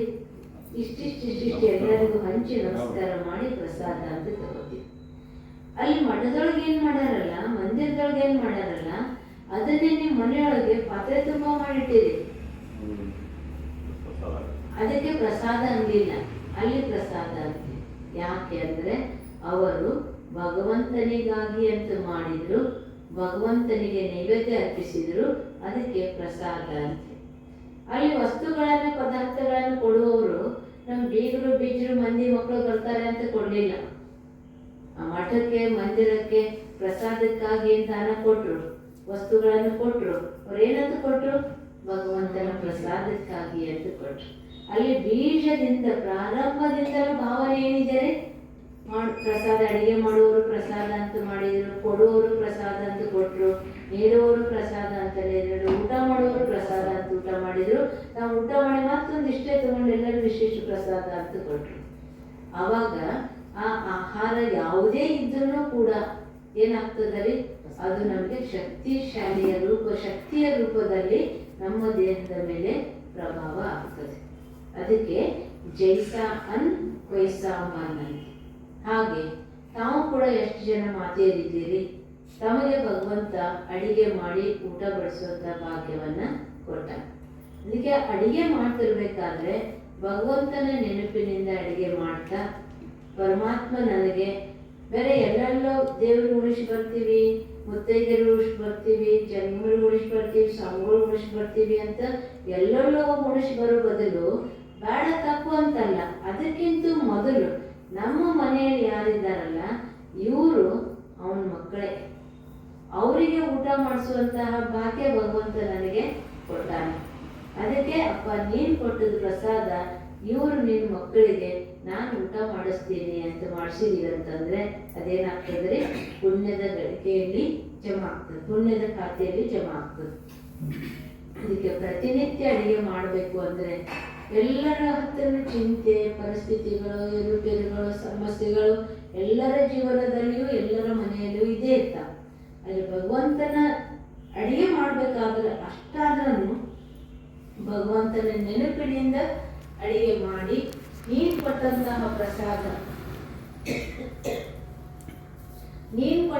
ಪ್ರಸಾದ ಅಂತ ಭಗವಂತನ ನೆನಪಿನಿಂದ ಅಡಿಗೆ ಮಾಡಿ ಆ ಮಾಡಿರುವಂತಹ ಅಡಿಗೆಯನ್ನು ಭಗವಂತನಿಗೆ ಅರ್ಪಿಸಿ ಊಟ ಮಾಡಿದೀವಿ ಅಂತಂದ್ರೆ ಅದು ಕೂಡ ಏನಾಗ್ತದೆ, ಪ್ರಸಾದ ಆಗ್ತದೆ. ಅದಕ್ಕೆ ಪರಮಾತ್ಮನ ನೆನಪಿನಲ್ಲಿ ಊಟ ಮಾಡಿದಾಗ ಅದು ಯಾವ ಆಹಾರ ಇದ್ರೂ ಕೂಡ ಪ್ರಸಾದ ಆಗ್ತದೆ. ಒಂದು ಪ್ರಸಂಗ ನೆನಪು ಬರ್ತದೆ. ಯಜ್ಞದಲ್ಲಿ ಬ್ರಹ್ಮಕುಮಾರೀಶ್ವರಿ ವಿಶ್ವವಿದ್ಯಾಲಯದಲ್ಲಿ ಯಜ್ಞದಲ್ಲಿ ಒಂದು ಸಮಯ ಬಂದಿತ್ತು, ಬಡತನದ ಸಮಯ ಇತ್ತು. ಆಗ ಎಲ್ಲರಿಗೂ ಬರೀ ಸಜ್ಜಿ ರೊಟ್ಟಿ ಮಜ್ಜಿ ಅಷ್ಟೇ ತಿನ್ನಬೇಕು ಅಂತ ವ್ಯವಸ್ಥೆ ಆಯಿತು. ಅದರೊಳಗೆ ಎಷ್ಟೋ ಜನರಿಗೆ ಆರಾಮಿಲ್ಲಾದವರು, ಅಸ್ತಮ ಇರೋರು, ಜ್ವರ ಬಂದಿರೋರು ಎಷ್ಟೆಲ್ಲ ಜನ ಇದ್ದರು. ಬಾಬಾ ಕೇಳಿದರು, ಬಾಬಾ ಇವ್ರಿಗೆ ಆರಾಮಿಲ್ಲ, ಹೇಗೆ ಮಾಡೋದು? ಇಲ್ಲ, ಬಾಬಾರವರ ಮಹಾಪ್ರಸಾದ ಏನದಲ್ಲ ಅದೇ ಔಷಧಿ ರೂಪದಲ್ಲಿ ಕೆಲಸ ಮಾಡ್ತದೆ, ಅದೇ ಶಕ್ತಿಶಾಲಿಯಾಗಿರುವಂತಹ ಆಹಾರ ಅಂದಾಗ ಎಲ್ಲರೂ ಊಟ ಮಾಡಿದ್ರು ಕೂಡ ಎಂಥ ರೋಗ ಇದನ್ನು ಕೂಡ ಅವರಿಗೆ ಯಾವುದೂ ತೊಂದರೆ ಅನುಭವ ಆಗಲಿಲ್ಲ. ಯಾಕಂತಂದ್ರೆ ಅದು ಭಗವಂತನ ಮಹಾಪ್ರಸಾದ. ನಾವು ಸಣ್ಣವರಿದ್ದಾಗ ಒಬ್ರು ಅಕ್ಕೋರಿಗೆ ಅಲ್ಲಿ ಪೌಡ್ ಬಸಪ್ಪನ ಗುಡಿ ಅಂತಿತ್ತು, ಅಲ್ಲಿ ವರ್ಷಕ್ಕೊಂದಿನ ಜಾತ್ರೆ ಆಗ್ತಿತ್ತು. ಆ ಜಾತ್ರೆ ಒಳಗೆ ಊಟಕ್ಕೆ ಹೋಗ್ತಿದ್ರು. ಅಲ್ಲಿ ಇಷ್ಟಿಷ್ಟು ದಪ್ಪ ಚಪಾತಿ ಬ್ಯಾಳೆ ಕೊಡ್ತಿದ್ರು. ಅವರಿಗೆ ಇಡೀ 2-3 ದಿವಸದಿಂದ ಊಟನೇ ಹೋಗಲಿಲ್ಲ, ದಕ್ಕಿರಲಿಲ್ಲ. ಆದರೆ ಆಗಲಿ ಅಂತ ದೇವ್ರ ಗುಡಿಗೆ ಬಂದರು. ಅಲ್ಲಿ ಬ್ಯಾಳೆ ದಪ್ಪನ ಚಪಾತಿ ತಿಂದರು, ಅಲ್ಲಿ ಏನೂ ಆಗಲಿಲ್ಲ. ಸ್ವಂತ ನಾನು ನೋಡಿದ್ರು. ಯಾಕಂತಂದ್ರೆ ಅವ್ರು ಯಾವ ಭಾವನೆಯಿಂದ ತಗೊಂಡ್ರಿ? ಭಗವಂತನ ಪ್ರಸಾದ ಅನ್ನೋ ಭಾವನೆಯಿಂದ ತಗೊಂಡಾಗ ಅದು ಪ್ರಸಾದ ಏನ್ ಮಾಡ್ತದ್ರಿ? ದೇಹದ ಮೇಲೆ, ಮನಸ್ಸಿನ ಮೇಲೆ ಒಳ್ಳೆ ಪ್ರಭಾವ ಬೀರ್ತದೆ. ಅದಕ್ಕೆ ದಿನನಿತ್ಯ ನಾವೇನು ಅಡಿಗೆ ಮಾಡ್ತೀವಿ, ಭಗವಂತನ ನೆನಪಿನಲ್ಲಿ ಅಡಿಗೆ ಮಾಡಿ ಭಗವಂತನಿಗೆ ನೈವೇದ್ಯ ಮಾಡಿ ನಾವು ಊಟ ಮಾಡಬೇಕು. ಅದಕ್ಕೆ ಸಾತ್ವಿಕ ಆಹಾರ, ಶುದ್ಧ ಆಹಾರ, ಪ್ರಸಾದ ಅಂತ ಕೇಳಾಗ್ತದೆ. ಅದಕ್ಕೆ ಈಗ ನಾವು ಪ್ರತಿದಿನ ನೀವು ನೈವೇದ್ಯ ಮಾಡುವಂಥ ಪದ್ಧತಿ ಮನೆಯೊಳಗೆ ಎಲ್ಲರಿಗೂ ಇದೆ ನಮ್ಮ ಭಾರತೀಯ ಸಂಸ್ಕೃತಿಯಲ್ಲಿ. ಆ ನೈವೇದ್ಯ ಮಾಡುವಂಥ ಪದ್ಧತಿ ಹೆಂಗಿದೆ ಅಂತಂದ್ರೆ, ಏನು ಅಡಿಗೆ ಮಾಡಿದ್ದೀರಿ ಅದನ್ನ ಊಟ ಮಾಡೋದೇ ಒಂದು ತಟ್ಟೆ ತಗೊಳ್ತೀರಿ, ಅದರೊಳಗೆಲ್ಲ ನೈವೇದ್ಯ ಹಚ್ಚಿದ್ದೀರಿ, ದೇವ್ರ ನೈವೇದ್ಯ ಮಾಡ್ತೀರಿ. ಆ ನೈವೇದ್ಯ ಮಾಡೋದು ಹೆಂಗ್ ಮಾಡ್ತೀವಿ ಅಂತಂದ್ರೆ, ಇವತ್ತು ನಿನ್ನ ಪಾಳೆ ನಾಳೆ ಪಾಳೆ, ನಿನ್ನ ನಾನು ನೈವೇದ್ಯ ಮಾಡೀನಿ. ಮಕ್ಳು ಇರ್ತೀವಲ್ಲ, ಸಣ್ಣ ಸಣ್ಣ ಮಕ್ಕಳು, ಅವ ಅಲ್ಲಿ ಅಡಿಗೆ ಮಾಡಿರ್ತ, ನೈವೇದ್ಯ ಮಾಡ್ರಿ, ಪೂಜೆ ಮಾಡ್ರಿ ಅಂತ ಹೇಳಿದ್ರೆ, ಇವತ್ತು ನೀವು ಮಾಡ್ಬೇಕಾ, ನಾಳೆ ನಾವು ಮಾಡ್ತೀವ ಅಂದ್ರೆ ಈ ರೀತಿ. ಆಮೇಲೆ ಆ ಏನ್ ನೈವೇದ್ಯ ಹಿಡಿದೀವಿ ಜಗಲಿ ಮೇಲೆ ಇಡ್ತೀವಿ. ಈಗ ಯಾರಾದ್ರೂ ನಮ್ಮ ಮನೆಗೆ ಗುರುಗಳು, ಮಹಾತ್ಮರು ಬರೋರು ಇದ್ದಾರೆ ಅಂತಂದ್ರೆ ನಾವು ಊಟ ಮಾಡೋ ತಟ್ಟೆಯೊಳಗೆ ಅವ್ರಿಗೆ ಊಟ ಕೊಡ್ತೀವಿ ಅಂದ್ರೆ ಇಲ್ಲ. ಆಮೇಲೆ ಭಗವಂತನೇ ನೈವೇದ್ಯ ಮಾಡ್ತೀವಿ ಅಂದ್ರೆ ಏನ್ ಮಾಡ್ತೀವಿ? ನಾವು ಊಟ ಮಾಡೋ ತಟ್ಟೆಯೊಳಗೆ ಮಾಡ್ತೀವಿ. ಅಷ್ಟೇ ಅಲ್ಲ, ಮತ್ತು ಜಗಲಿ ಮೇಲೆ ಇಟ್ಬಿಡ್ತೀವಿ. ಇಟ್ಟು ಅದನ್ನ ಯಾರು ಊಟ ಮಾಡ್ತಾರಲ್ಲ ಅಲ್ಲೇ ನೈವೇದ್ಯ ಇರ್ತೀನಿ, ತಗೊಂಡ್ಬಿಡು ಊಟ ಮಾಡು ಅಂತ. ಇಲ್ಲ ಅಂತಂದ್ರೆ ಅದು ಹಂಗೆ ತೆರೆದೇ ಇಟ್ಟಿರ್ತೀವಿ. ನೊಣ ಬರ್ತವೆ, ಜೊಣಗ ಬರ್ತವೆ, ಇಲಿ ಬರ್ತವೆ, ಇರುವೆ ಬರ್ತವೆ, ಗಾಳಿ ಧೂಳು ಎಲ್ಲ ಇರ್ತದೆ. ಆದ್ರೆ ನಾಳೆ ತನಕ ಒಂದಿನ ನಾಲ್ಕು ಊಟಕ್ಕೆ ತಗೊಳ್ಳಿಲ್ಲ, ಹಂಗೆ ಬಿಟ್ಟಿವಿ ಮಾಡ್ತೀವಿ ಅಂದ್ರೆ ನಾಳೆ ನೈವೇದ್ಯದ ಆಕಳಿಗೆ ಹಾಕ್ಬಿಡೋಣ ಅಂತ ಎಷ್ಟೋ ಬಾರಿ ಆಗ್ತದೆ. ಅದಕ್ಕೆ ಪರಮಾತ್ಮನಿಗೆ ನಾವು ನೈವೇದ್ಯ ಮಾಡಬೇಕು ಅಂದ್ರೆ ಪ್ರೀತಿಯಿಂದ ಮಾಡಬೇಕು. ಇದು ಪದ್ಧತಿ ಅಂತ ಮಾಡೋದಿಲ್ಲ, ನಮ್ಮ ಹಿರಿಯರು ಹಾಕಿ ಕೊಡ್ತಾರೆ ಅಂತ ಮಾಡೋದಿಲ್ಲ. ಭಗವಂತನಿಗಾಗಿ ಪ್ರೀತಿಯಿಂದ ನನ್ನ ಮನೆಗೆ ಇವತ್ತು ಭಗವಂತ ಊಟ ಮಾಡ್ತಾನೆ, ಅವನಿಗಾಗಿ ಅಡಿಗೆ ಮಾಡೀನಿ, ಅವನಿಗಾಗಿ ನೈವೇದ್ಯ ಮಾಡ್ತೇನೆ ಅನ್ನುವಂತಹ ಭಾವನೆಯಿಂದ ನಾವು ಅಡಿಗೆ ಮಾಡಿ, ಅದಕ್ಕಾಗಿ ಒಂದು ಡಬ್ಬೆ ತಗೊಂಡು ಡಬ್ಬಿಯೊಳಗೆ ನಾನು ಪಟ್ಲ ಇಟ್ಟು ಏನೇನು ಅಡಿಗೆ ಮಾಡಿರಿ ಇಡ್ರಿ, ಒಂದು ವಸ್ತ್ರ ಇಟ್ಟು ಮುಚ್ಚಿರಿ, ಹೂ ಇದ್ರೆ ಇಡ್ರಿ, ಅಗರಬತ್ತಿ ಇದ್ರೆ ಹಚ್ಚಿರಿ, ಪ್ರೀತಿಯಿಂದಪ್ಪ ನೀನು ಕೊಟ್ಟದ್ದು ನಿನ್ಗೆ ಅರ್ಪಿಸ್ತೀನಿ ಅಂತ ಮನಸಾರೆ ಭಗವಂತನಿಗೆ ಅರ್ಪಿಸಿರಿ. ಮನಸಾರೆ ಅರ್ಪಿಸಿದಾಗ ಏನಾಗ್ತದೆ? ಭಗವಂತ ಸ್ವೀಕಾರ ಮಾಡ್ತಾನೆ. ಭಾವನೆಯಿಂದ ಭಗವಂತನಿಗೆ ಅರ್ಪಿಸುವಂಥದ್ದು. ಆವಾಗ ನಾವು ಅದು ಪ್ರಸಾದದ ರೂಪದಲ್ಲಿ ಪರಿವರ್ತನೆ ಆಗ್ತದೆ. ಅದಕ್ಕೆ ಪ್ರತಿನಿತ್ಯವು. ಆಮೇಲೆ ಎಲ್ಲ ಊಟ ಮಾಡ್ತಿರ್ಬೇಕಾದ್ರೆ ಹಚ್ಕೊಂಡ್ಬಿಡ್ರಿ, ಅಥವಾ ಯಾವ ಬಟ್ಲೊಳಗೆ ಹಾಕಿದ್ರೆ ಅದೇ ಪಾತ್ರೆಯೊಳಗೆ ಹಾಕಿ ಎಲ್ಲರೂ ಊಟ ಮಾಡಿರ್ತಾರೆ, ತಗೊಂಡ್ಬಿಡ್ತಾರೆ. ಮತ್ತೆ ಆ ಡಬ್ಬಿ ಆ ಬಟ್ಲ ಬೇರೆನೆ ಸ್ವಚ್ಛತೆಯಿಂದ ತೊಳೆದು ಅದಕ್ಕಾಗಿ ಒಂದು ಕವರ್ ಮಾಡಿ ಅದಕ್ಕೆ ಇಡುದ ಒಂದು ಪ್ಲೇಸ್ ಮಾಡಿದ್ರಿ ಅಂದರೆ ಆ ಜಾಗ ನೋಡಿದರೆ ದೇವ್ರ ನೈವೇದ್ಯ ಮಾಡುವಂಥ ಪಾತ್ರೆ ಇಡೋದು ಅಂತ ಅವನ ನೆನಪಾಗ್ತದೆ. ಆಮೇಲೆ ಆ ಬಟ್ಟೆ ನೋಡಿದರೆ, ಆ ಪಾತ್ರೆ ನೋಡಿದರೆ ಭಗವಂತ ನೈವೇದ್ಯದ್ದು ಅಂತ ನೆನಪಾಗ್ತದೆ. ಅಷ್ಟೇ ಸ್ವಚ್ಛತೆ, ಶುದ್ಧತೆ, ಪವಿತ್ರತೆ ಇರ್ತದೆ. ಈ ರೂಪದಿಂದ ನಾವು ಆಮೇಲೆ ಭಗವಂತನಿಗೆ ದಿನಾ ಸಿಹಿ ಸಿಹಿ ಅಡುಗೆ ಮಾಡಬೇಕು ಅಂತಿಲ್ಲ. ಒಂದು ಗಂಜಿ ಮಾಡಿದ್ರು ಕೂಡ ಭಗವಂತನಿಗೆ ಅರ್ಪಿತ. ಯಾವುದು ಅರ್ಪಿತ ಭಗವಂತನಿಗೆ ಅಂದರೆ ಶುದ್ಧ ಭಾವನೆ ಭಗವಂತನಿಗೆ ಅರ್ಪಣೆ ಆಗ್ತದೆ. ಅದಕ್ಕೆ ಒಂದು ಹಾಡ್ತಿರಲ್ಲ, ನೀರು ಮೀಸಲು ಅಂತ ಹೋದೆ ನೀನು ಎಂಜಲ ಮಾಡ್ತು, ಹೂ ಮೀಸಲು ಅಂತ ಹೋದೆ ನೀನು ಎಂಜಲ ಮಾಡ್ತು, ಆಮೇಲೆ ಹಾಲು ಮೀಸಲು ಅಂತ ಹೋದೆ ಕರು ಎಂಜಲ ಮಾಡ್ತು. ಏನು ಮೀಸಲು ಶಿವನೇ ನಿನಗೆ, ಏನು ಮೀಸಲು ಗುರುವೇ ನಿನಗೆ ಅಂದರೆ ನನ್ನ ಶುದ್ಧ ಭಕ್ತಿ, ನನ್ನ ಶುದ್ಧ ಭಾವ ನಿನಗೆ ಮೀಸಲು ಅಂತ. ನನಗೆ ಭಗವಂತನಿಗೆ ನಾವು ಏನು ಪ್ರೀತಿಯಿಂದ ಮಾಡ್ತೀವೋ ಅದು ಅರ್ಪಿತ ಆಗ್ತದೆ. ಆ ಭಾವನೆಯಿಂದ ನಾವು ಅಡುಗೆ ಮಾಡಿ ಮನೆಯೊಳಗಿರುವಂಥವರಿಗೆ ಊಟ ಕೊಟ್ಟಾಗ ಅವ್ರ ಮನಸ್ಸು ಕೂಡ ಸಮಾಧಾನ, ಶಾಂತಿ, ನೆಮ್ಮದಿ ಇರೋದಕ್ಕೆ ಸಾಧ್ಯ ಆಗ್ತದೆ. ಇವತ್ತು ಯಾಕೆ ಮನಸ್ಸಿಗೆ ಸಮಾಧಾನ, ಶಾಂತಿ, ನೆಮ್ಮದಿ ಇಲ್ಲ ಅಂತಂದರೆ ಹೆಚ್ಚು ಏನು ಮಾಡ್ತೀವಿ ನಾವು, ಈ ಭಾವನೆಯಿಂದ ಅಡುಗೆ ಮಾಡೋದಿಲ್ಲ. ಮಾತಾಡ್ಕೊಂತ, ಬೇಜಾರು ಮಾಡ್ಕೊಂತ, ಅಂತ ಇಂಥ ವಿಚಾರನ ಕೇಳ್ಕೊಂತ, ಅಂತ ಇಂಥ ವಿಚಾರ ನೋಡ್ಕೊಂತ ಅಡುಗೆ ಏನು ಮಾಡ್ತೀವಿ, ಅದ್ರ ಪ್ರಭಾವ ಅಡುಗೆ ಮೇಲೆ ಬೀಳ್ತದೆ. ಅವಾಗ ಏನಂತೀವಿ, ನಮ್ಮ ಮಕ್ಕಳ ಮಾತೇ ಕೇಳೋದಿಲ್ಲ, ನಮ್ಮ ಮಕ್ಕಳ ಮಾತೇ ಕೇಳೋದಿಲ್ಲ, ನಮ್ಮ ಮನೆಯವ್ರ ಮಾತೇ ಕೇಳೋದಿಲ್ಲ ಅಂತೀವಿ. ಯಾಕೆಂದ್ರೆ ಅವಳಿಗೆ ಆಹಾರ ಎಂತ ಹೋಗ್ತದೆ. ಅದಕ್ಕೆ ಶುದ್ಧ ಆಹಾರ, ಸಾತ್ವಿಕ ಆಹಾರ ಯೋಗಿಗಳಿಗೆ ಉತ್ತಮ.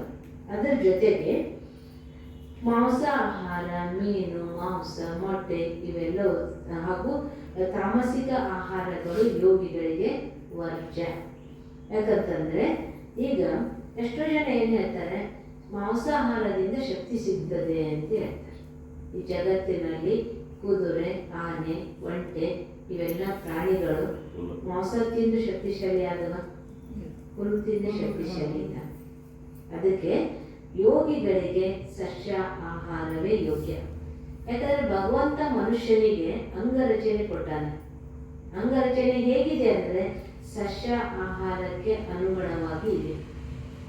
ಮಾಂಸಾಹಾರಿ ಪ್ರಾಣಿಗಳಿಗೆ ಚೂಪಾದ ಉಗುರು, ಚೂಪಾದ ಹಲ್ಲು ಇಟ್ಟಾನೆ. ನಮಗಂತ ಇಟ್ಟಾನೆ ಅಂದರೆ ಈಗ ಸಾತ್ವಿಕ ಆಹಾರ ಸೇವನೆ ಮಾಡುವಂಥ ವ್ಯವಸ್ಥೆ ಈ ಮನುಷ್ಯನ ಅಂಗಗಳಲ್ಲಿ ಭಗವಂತ ಇಟ್ಟಾನೆ. ಆಮೇಲೆ ಯೋಗಿಗಳಿಗೆ ಸಾತ್ವಿಕ ಶುದ್ಧ ಆಹಾರವೇ ಯೋಗ್ಯ. ಈಗ ವಿಚಾರ ಮಾಡ್ರಿ, ಯಾವ ಧರ್ಮದಲ್ಲಿ ಅದನ್ನು ನೀನು ಹಿಂಸೆ ಮಾಡಿ ಆಹಾರ ಸೇವನೆ ಮಾಡು ಅಂತ ಹೇಳಿದ್ದಾರೆ. ಎಲ್ಲ ದಯವೇ ಧರ್ಮದ ಮೂಲ ಅಂತ ಹೇಳಿದರು. ದಯವಿರಲಿ ಸಕಲ ಜೀವರಾಶಿಗಳ ಮೇಲೆ ಅಂತ ಹೇಳಿದರು. ಅಹಿಂಸೆಯೇ ಪರಮೋ ಧರ್ಮ ಅಂತ ಹೇಳಿದರು. ಅಂದಮೇಲೆ ಹಿಂಸೆ ಮಾಡುವಂತ ಯಾವುದಾದ್ರೂ ಧರ್ಮ ಹೇಳ್ತೇನೆ ನಮಗೆ ಇಲ್ಲ. ವೈಜ್ಞಾನಿಕ ದೃಷ್ಟಿಯಲ್ಲಿ ಒಬ್ಬ ವ್ಯಕ್ತಿಗೆ ರಕ್ತದ ಅವಶ್ಯಕತೆ ಇದೆ. ಮನುಷ್ಯನ ರಕ್ತ ಸಿಕ್ಕಿಲ್ಲ, ಜೀವಂತ ಪ್ರಾಣಿಯ ರಕ್ತ ನಾನು ಹಾಕ್ತೀವಿ ಅಂತಂದ್ರೆ ಮ್ಯಾಚ್ ಆಗ್ತದೆ ಅಂದರೆ, ಆ ಜೀವಂತ ಪ್ರಾಣಿಯ ರಕ್ತ ಮ್ಯಾಚ್ ಆಗಿಲ್ಲ ಅಂತಂದ್ರೆ ಸತ್ತ ಪ್ರಾಣಿಯ ಮಾಂಸ ಮನುಷ್ಯನಿಗೆ ಯೋಗ್ಯ ಆಗ್ತದೆ ಅಂದರೆ, ಒಂದು ಪ್ರಾಣಿ ಸಾಯಬೇಕಾದ್ರೆ ಏನೇನು ಅನುಭವ ಮಾಡ್ತದೆ? ಭಯ, ತಿರಸ್ಕಾರ, ದುಃಖ, ನೋವು, ದ್ವೇಷ ಇವೆಲ್ಲ ಅನುಭವ ಮಾಡ್ತದೆ. ಪ್ರಾಣ ಬಿಡ್ಬೇಕಾದ್ರೆ ಖುಷಿಯಿಂದ ಪ್ರಾಣ ಬಿಡ್ತದೆ ಅಂದ್ರೆ ಅಷ್ಟೆಲ್ಲ ಅನುಭವ ಮಾಡಿ ಪ್ರಾಣ ಬಿಟ್ಟಂತಹ ಆ ಪ್ರಾಣಿಯ ಆಹಾರ, ಆ ಪ್ರಾಣಿಯ ಮಾಂಸ ಮನುಷ್ಯ ಆಹಾರವಾಗಿ ತಗೊಳ್ತಾನೆ ಅಂತಂದ್ರೆ ಅವನಿಗೆ ಶಾಂತಿ, ನೆಮ್ಮದಿ, ಸಮಾಧಾನ, ಖುಷಿ, ಪ್ರೀತಿ ಅನುಭವ ಮಾಡೋದಕ್ಕೆ ಸಾಧ್ಯವೇ ಇದೆ? ಸಾಧ್ಯ ಇಲ್ಲ. ಇನ್ನೊಂದು ಕರ್ಮದ ದೃಷ್ಟಿಯಲ್ಲಿ ನಾನು ಯಾವ ಕರ್ಮ ಮಾಡಿದ್ದೀನೋ ಆ ಕರ್ಮದ ಫಲವನ್ನೇ ನಾನು ಅನುಭವ ಮಾಡಬೇಕು. ನಾನು ಒಂದು ಪ್ರಾಣಿಯನ್ನು ಕೊಂದು ಹಿಂಸೆ ಮಾಡಿದ್ದೀನಿ ಅಂತಂದರೆ ನಾನು ಆ ಹಿಂಸೆಯನ್ನು ಅನುಭವ ಮಾಡಲೇಬೇಕಾಗ್ತದೆ. ಧರ್ಮದ ದೃಷ್ಟಿಯಿಂದ, ವೈಜ್ಞಾನಿಕ ದೃಷ್ಟಿಯಿಂದ, ಕರ್ಮದ ದೃಷ್ಟಿಯಿಂದ, ಯಾವ ದೃಷ್ಟಿಯಿಂದನೂ ಮಾಂಸಾಹಾರ ಮನುಷ್ಯನಿಗೆ ಯೋಗ್ಯ ಅಲ್ಲ. ಅದಕ್ಕೆ ಈಶ್ವರೀಯ ವಿಶ್ವವಿದ್ಯಾಲಯದಲ್ಲಿ ಈ ಆಹಾರದ ನಿಯಮವನ್ನು ಕಟ್ಟುನಿಟ್ಟಾಗಿ ನಾವು ಪಾಲನೆ ಮಾಡ್ತೀವಿ. ಎಷ್ಟೋ ಜನ ಏನು ತಿಳ್ಕೊತಾರೆ, ತಪ್ಪು ಅಭಿಪ್ರಾಯ ಏನಿದೆ ಅಂದರೆ ಓಂ ಶಾಂತಿಗೆ ಹೋದರೆ ಎಲ್ಲ ಹೊರಗೆ ತಿನ್ನೋದು ಬಿಡಿಸಿಬಿಡ್ತಾರೆ ಅಂತ, ಅಥವಾ ಈರುಳ್ಳಿ ಬೆಳ್ಳುಳ್ಳಿ ತಿನ್ನೋದು ಬಿಡಿಸಿಬಿಡ್ತಾರೆ ಅಂತ. ಬಿಡಿಸ್ಬೇಕು ಅಂತಿಲ್ಲ. ಯಾವ ಆಹಾರ ತಗೊಂಡ್ರೆ ಯಾವ ರೂಪದ ಪ್ರಭಾವ ಆಗ್ತದೆ ಅನ್ನುವಂಥದ್ದನ್ನು ಸ್ಪಷ್ಟವಾಗಿ ತಿಳಿಸ್ಕೊಳ್ಳ. ಆಹಾರದಲ್ಲಿನೂ ಕೂಡ ಸತ್ವಗುಣಿ ಆಹಾರ, ರಜೋಗುಣಿ ಆಹಾರ, ತಮೋಗುಣಿ ಆಹಾರ. ಭಗವಂತನ ನೆನಪಿನಲ್ಲಿ ಮಾಡಿರುವಂತಹ ಸಾತ್ವಿಕ ಆಹಾರ ಸತ್ವಗುಣಿ ಆಹಾರ. ಈರುಳ್ಳಿ, ಬೆಳ್ಳುಳ್ಳಿ, ತಂಬಾಕು, ಸರಾಯಿ, ಮೀನು, ಮಾಂಸ ಇವೆಲ್ಲ ಏನಿದೆ ರಜೋಗುಣ. ಅದಕ್ಕಿಂತಲೂ ಕನಿಷ್ಠ ಆಗಿದ್ದು ಮಾಂಸಾಹಾರ ತಮೋಗುಣ ಆಹಾರ. ಅದಕ್ಕೆ ಯೋಗಿಗಳಿಗೆ ಯೋಗ್ಯ ಆಗಿರುವಂತಹ ಆಹಾರ ಸತ್ವಗುಣಿ ಆಹಾರ. ಅದಕ್ಕೆ ಈಶ್ವರೀಯ ವಿಶ್ವವಿದ್ಯಾಲಯದಲ್ಲಿ ಈರುಳ್ಳಿ, ಬೆಳ್ಳುಳ್ಳಿ, ಮೂಲಂಗಿ ಈ 3 ಪದಾರ್ಥಗಳನ್ನು ತಿನ್ನುವುದಿಲ್ಲ. ಯಾಕೆ ಅಂತಂದರೆ ಅವುಗಳಲ್ಲಿ ಮನಸ್ಸನ್ನು ಉತ್ತೇಜನ ಮಾಡುವಂತಹ ಗುಣ ಇದೆ ಅಂತ ತಿನ್ನೋದಿಲ್ಲ. ಹಂಗಂದ್ರೆ ನಾವು ತಿಂತೀವಿ ಅಂತಂದರೆ ಈಗ ಬಿಟ್ಟು ಬಿಡ್ಬೇಕೆಂದ್ರೆ ನಮ್ಗೆ ಆಗಂಗೆ ಇಲ್ಲ. ಈಗ ನಮಗೆ ಶುಗರ್ ಅದ ಅಂತಂದರೆ ಡಾಕ್ಟರ್ ಹೇಳಿದ್ರೆ ಏನು ಮಾಡ್ತೀವಿ? ಸಾಧ್ಯ ಎಷ್ಟು ಕಂಟ್ರೋಲ್ ಮಾಡ್ತೀವಲ್ಲ. ಅಸ್ತಮ ಇದೆ ಅಂತಂದರೆ ಎಣ್ಣೆ ಪದಾರ್ಥ ತಿನ್ನಬಾರ್ದು ಬಿಡ್ತೀವಲ್ಲ. ನಮ್ಮ ಆರೋಗ್ಯ ಚೆನ್ನಾಗಿ ಇಟ್ಕೊಳ್ಬೇಕು ಅಂತಂದರೆ ನಾವು ಅದನ್ನು ಅನುಕರಣೆ ಮಾಡ್ಬೋದು. ಅದಕ್ಕೆ ಶಾಲೆಯಲ್ಲಿ ವಿದ್ಯಾರ್ಥಿಗೆ ಟೀಚರ್ ಹೇಳ್ತಾರೆ, ನಸಕ್ನೊಳಗೆ ಎದ್ದು ಓದಪ್ಪ, ಅಭ್ಯಾಸ ಮಾಡು, ಚಲೋ ರಿಸಲ್ಟ್ ಬರ್ತದೆ ಅಂತ. ನಸಕ್ನೊಳಗೆ ಎದ್ದು ಓದೋದಕ್ಕೆ ಆಗೋದಿಲ್ಲ ಅಂತಂದರೆ ಅಡ್ಮಿಷನ್ಗೆ ಕ್ಯಾನ್ಸಲ್ ಮಾಡೋಂತಾರೆ. ಏನು ಹೇಳ್ತಾರೆ? ಎಷ್ಟಾಗ್ತದೆ ಅಷ್ಟು ಪ್ರಯತ್ನ ಮಾಡು ಅಂತ ಹೇಳ್ತಾರೆ. ಹಾಗೆ ಈಶ್ವರೀಯ ವಿಶ್ವವಿದ್ಯಾಲಯದಲ್ಲಿಯೂ ಕೂಡ ಎಷ್ಟು ಸಾಧ್ಯ ಇದೆಯೋ ಅಷ್ಟು ಪ್ರಯತ್ನ ಮಾಡಿದೆ. ಅದಕ್ಕೆ ತಾವೀಗ ಮೌಂಟ್ ಅಬುಗೆ ಹೋಗ್ತಾ ಇದ್ದೀರಿ ಅಂತಂದರೆ ಆಹಾರದ ನಿಯಮವನ್ನು ಕಟ್ಟುನಿಟ್ಟಾಗಿ ಪಾಲನೆ ಮಾಡಿದರೆ ಒಳ್ಳೆಯದು. ಯಾಕಂತಂದರೆ ಎಷ್ಟೆಷ್ಟು ನಾವು ಶುದ್ಧ ಆಹಾರದ ಸೇವನೆ ಮಾಡ್ತೀವಿ ಅಷ್ಟೇ ನಮ್ಮ ಮನಸ್ಸು ಕೂಡ ಸಾತ್ವಿಕವಾಗಿರ್ತದೆ. ಅದಕ್ಕೆ ಈಶ್ವರೀಯ ವಿಶ್ವವಿದ್ಯಾಲಯದಲ್ಲಿ ಹೊರಗಡೆ ಬೇಕರಿಗಳಲ್ಲಿ ಮಾಡಿರುವಂಥ ಪದಾರ್ಥ, ಹೊರಗಡೆಯವರು ಮಾಡಿರುವಂಥ ಪದಾರ್ಥಗಳನ್ನು ಸೇವನೆ ಯಾಕೆ ಮಾಡೋದಿಲ್ಲ ಅಂದರೆ ಇದೇ ಒಂದು ಕಾರಣ. ಅಂದರೆ ಸಾತ್ವಿಕ ಆಹಾರ ಸೇವನೆ ಮಾಡಬೇಕು. ಭಗವಂತನ ನೆನಪಿನಲ್ಲಿದ್ದು ತಯಾರಿ ಮಾಡಿದ ಆಹಾರವನ್ನು ಸೇವನೆ ಮಾಡಬೇಕು ಅನ್ನುವಂತಹ ನಿಯಮದಿಂದ, ಅದರಿಂದ ವ್ಯಕ್ತಿಗತವಾಗಿ ಲಾಭದ ಒಂದು ಅನುಭವ ಆಗುವುದರಿಂದ ಈ ಆಹಾರದ ನಿಯಮವನ್ನು ಕಟ್ಟುನಿಟ್ಟಾಗಿ ಪಾಲನೆ ಮಾಡ್ತೀವಿ. ಈಗ ಹೊರಗಡೆ ಯಾರ ಮನೆಯೊಳಗೆ ಊಟ ಮಾಡೋದಿಲ್ಲ ಅಂದರೆ ಅವ್ರು ಕೆಟ್ಟವರು ಅಂತ ಊಟ ಮಾಡೋದಿಲ್ಲ ಅಂತ ಅರ್ಥ ಅಲ್ಲ. ಅವ್ರು ಶೂದ್ರರು, ನಾವು ಭಾಳ ಶ್ರೇಷ್ಠ ಇದ್ದೀವಿ ಅಂತ ಊಟ ಮಾಡೋದಿಲ್ಲ ಅಂತ ಅರ್ಥ ಅಲ್ಲ. ಪರಮಾತ್ಮನ ನೆನಪಿನಿಂದ ಅಡಿಗೆ ಮಾಡಿರೋದನ್ನ ಭಗವಂತನಿಗೆ ನೈವೇದ್ಯ ಮಾಡಿ ಊಟ ಮಾಡಬೇಕು ಅನ್ನೋದೊಂದು ನಿಯಮ. ಅದೊಂದು ವೃತ ಅಂದ್ರೆ ಅಂಧ ಆಚರಣೆ ಅಂತಲ್ಲ. ಅದರಿಂದ ನಮ್ಮ ಮನಸ್ಸಿಗೂ ದೇಹಕ್ಕೂ ಶಕ್ತಿಯನ್ನು ಕೊಡ್ತದೆ. ಅದಕ್ಕಾಗಿ ಅಂಥ ಆಹಾರವನ್ನು ಸೇವನೆ ಮಾಡಬೇಕು. ಈಗ ಯಾವುದೇ ರಸ್ತೆ ಮೇಲೆ ಇಟ್ಟಿರೋದ್ರಿಂದ, ಈಗ ರಸ್ತೆ ಮೇಲೆ ಇಟ್ಟಿರುವಂತಹ ಆಹಾರ ಸೇವನೆ ಮಾಡಿರೋದ್ರಿಂದ ಫುಡ್ ಪಾಯ್ಸನ್ ಆಗಿ ಎಷ್ಟು ಕಡೆಗೆ ಎಷ್ಟು ತೊಂದರೆಗಳಾಗ್ತವೆ, ಅನೇಕ ಅಂಟು ರೋಗಗಳು ಬರ್ತವೆ. ಎಷ್ಟು ಸಾಧ್ಯದನ್ನು ಅಷ್ಟು ಮನೆಯೊಳಗೆ ಅಡುಗೆ ಮಾಡಿ ಮನೆಯೊಳಗೆ ಊಟ ಮಾಡಿದರೆ ಅದು ಬಹಳಷ್ಟು ಯೋಗ್ಯ. ಅದರಲ್ಲೂ ಯೋಗಿಗಳಿಗೆ ಸಾತ್ವಿಕ ಆಹಾರ ಯೋಗ್ಯ. ಅದಕ್ಕೆ ಈಶ್ವರೀಯ ವಿಶ್ವವಿದ್ಯಾಲಯದಲ್ಲಿ ಈ ಒಂದು ಸಾತ್ವಿಕ ಆಹಾರ ಅನ್ನದಂತೆ ಮನಸ್ಸು ಅನ್ನುವಂತಹ ವಿಚಾರವನ್ನು ತಿಳಿಸ್ಕೊಳ್ಳಲಾಗ್ತದೆ. ಈ ರೀತಿ 4 ಮಾತುಗಳು. 1ನೇದು ಸತ್ಸಂಗ, 2ನೇದು ಪವಿತ್ರತೆ, 3ನೇದು ದೈವಿ ಗುಣಗಳು, 4ನೇದು ಶುದ್ಧ ಆಹಾರ. ಈ 4 ಗುಣಗಳನ್ನು ಜೀವನದಲ್ಲಿ ಅಳವಡಿಸಿಕೊಂಡಾಗ ಸಹಜವಾಗಿ ನಾವು ಭಗವಂತನನ್ನ ನೆನಪು ಮಾಡ್ತೀವಿ. ಏಕಾಗ್ರತೆ ಬರಬೇಕು ಅಂತಂದ್ರೆ ಈ 4 ಮಾತುಗಳನ್ನು ನಮ್ಮ ಜೀವನದಲ್ಲಿ ಅಳವಡಿಸಿಕೊಳ್ಬೇಕು. ಅದಕ್ಕೆ ಆಹಾರದ ನಿಮಿತ್ತವಾಗಿ ಒಂದು ಕಥೆ ಹೇಳ್ತಾರೆ. ಒಬ್ಬ ಸನ್ಯಾಸಿ ಮನೆ ಭಿಕ್ಷೆ ಬೇಡ್ತಿದ್ದ. ಭಿಕ್ಷೆ ಬೇಡಿ ಊಟ ಮಾಡ್ತಿದ್ದ. ಆಗಿನ ಕಾಲದೊಳಗೆ ಏನಿತ್ತು, ಒಂದು ಊರಿಗೆಯಿಂದ ಮತ್ತೊಂದು ಊರಿಗೆ ಹೋಗ್ಬೇಕು ಅಂದರೆ ಅವಾಗ ಇವೆಲ್ಲ ಬೇರೆ ಬೇರೆ ನೀರಿನ ವ್ಯವಸ್ಥೆ ಇರಲಿಲ್ಲ, ಬಾವಿ ಇರ್ತಿತ್ತು. ಆ ಬಾವಿ ಕಟ್ಟಿ ಮೇಲೆ ಒಂದು ಬಕೆಟು ಇಟ್ಟಿರ್ತಿದ್ರು. ಯಾರಿಗೆ ನೀರಿಟ್ಟು ಆಗ್ತದೆ ನೀರು ತಕೊಂಡು ಕುಡಿದು ಹೋಗ್ತಿದ್ರು. ಆ ಸನ್ಯಾಸಿನೂ ಆ ಒಂದು ಊರಲ್ಲಿ ಭಿಕ್ಷೆ ಬೇಡಿ ಊಟ ಮಾಡಿದ್ದ. ಊಟ ಮಾಡಿ ಇನ್ನು ಮುಂಜಾನೆವರೆಗೆ ಹೋಗಬೇಕು ಅಂತ ಹೊರಟಿದ್ದ. ಅವನಿಗೆ ನೀರಡಿಕಾಗಿದ್ದು ನೀರು ಕುಡಿಬೇಕು ಅಂತ ಹೋದ. ಆ ನೀರು ಕುಡಿಬೇಕು ಅಂತ ಹೋದಾಗ ನೀರು ತಗೊಂಡ ಕುಡಿದ. ಅವನಿಗೇನು ವಿಚಾರ ಬಂತು, ಈ ತಂಬಿಗೆ ನನ್ನ ಜೋಡಿಗಳೊಳಗೆ ಇಟ್ಕೊಂಡು ಹೋಗ್ಬೇಕು ಅಂತ ವಿಚಾರ ಬಂತು. ಆಗ ಅವನಿಗೆ ವಿಚಾರ ಸ್ವಲ್ಪ ಮುಂದೆ ಇಟ್ಕೊಂಡು ಹೋದ. ಸ್ವಲ್ಪ ಮುಂದೆ ನನ್ನದು ಇದು ಕೆಲಸ ಅಲ್ಲ ಅಂತ ವಿಚಾರ ಬಂತು. ಮತ್ತೆ ವಾಪಸ್ ಬಂದು ನಾನು ಸನ್ಯಾಸಿ, ಎಲ್ಲಿ ಕೇಳಿದಲ್ಲಿ ಅನ್ನ ಹಾಕ್ತಾರೆ, ಕೇಳಿದಲ್ಲಿ ನೀರು ಕೊಡ್ತಾರೆ, ನನಗೆ ಇದನ್ನು ತೊಗೊಂಡು ಹೋಗ್ಬೇಕು ಅಂತ ಬುದ್ಧಿ ಯಾಕೆ ಬಂತು? ಅವನು ಮತ್ತೆ ಯಾರ ಮನೆಯೊಳಗೆ ಊಟ ಮಾಡೀನಿ ಅಂತ ಹೋಗ್ತಾನೆ. ಅಲ್ಲಿ ಹೋಗಿ ಕೇಳ್ತಾನೆ, ನೀವು ಹೊಟ್ಟೆ ತುಂಬೋಬೇಕು ಅಂದರೆ ಏನು ಉದ್ಯೋಗ ಮಾಡ್ತೀರಿ? ಅವ್ರು ಹೇಳ್ತಾರೆ, ನಾವು ಕಳ್ಳತನ ಮಾಡ್ತೀವಿ. ಈಗ ಕಳ್ಳತನ ಮಾಡಿರುವಂತಹ ಊಟ ಮಾಡಿರೋದ್ರಿಂದ ಅವರ ಮನಸ್ಸನ್ನು ಕೂಡ ಏನಾಯ್ತ್ರಿ, ಕಳ್ಳತನ ಮಾಡಬೇಕು ಅಂತ ಬಂತು. ಅದಕ್ಕೆ ನಾವು ಎಂಥ ಆಹಾರ ಸೇವನೆ ಮಾಡ್ತೀವಿ ಅದೇ ರೀತಿ ನಮ್ಮ ಮನೋವೃತ್ತಿ ಆಗ್ತದೆ. ಇವತ್ತು ನಾವು ಜಗತ್ತಿನಲ್ಲಿ ನೋಡ್ತೀವಿ ಎಷ್ಟೆಲ್ಲ ಭ್ರಷ್ಟಾಚಾರ, ಅನೈತಿಕತೆ ಇದೆ. ಆ ಭ್ರಷ್ಟಾಚಾರದಿಂದ ಗಳಿಕೆ ಮಾಡಿರುವಂಥ ದುಡ್ಡನ್ನು ಮನೆ ಒಯ್ದು ಹಾಕಿದಾಗ ಆ ಮನೆಯಲ್ಲಿರುವಂಥವ್ರಿಗೆ ಏನಾಗ್ತದೆ, ಅದೇ ಪ್ರಭಾವ ಆಗ್ತದೆ. ಅವನು ವಿದ್ಯಾವಂತ ಬುದ್ಧಿವಂತ ಆಗೋದು ಕಷ್ಟ. ಅವನೇನು ಮಾಡ್ತಾನೆ, ಲೂಟಿ ಮಾಡುವವನು ದಿವಾಳಿ ತೆಗೆಯುವವನು ಆಗ್ತಾನೆ. ಯಾಕಂದ್ರೆ ಅವನು ಉಪಯೋಗ ಮಾಡುವಂತಹ ದುಡ್ಡು ಯಾವ ಮೂಲದಿಂದ ಬಂತು, ಅದೇ ರೂಪದಲ್ಲಿ ಏನಾಗ್ತದೆ, ಅದು ಬಳಕೆ ಆಗ್ತದೆ. ಸದ್ಬಳಕೆ ಆಗೋದಕ್ಕೆ ಸಾಧ್ಯ ಇಲ್ಲ. ಅದಕ್ಕೆ ಸಾತ್ವಿಕ ಆಹಾರವೇ ಯೋಗಿಗಳಿಗೆ ಯೋಗ್ಯ.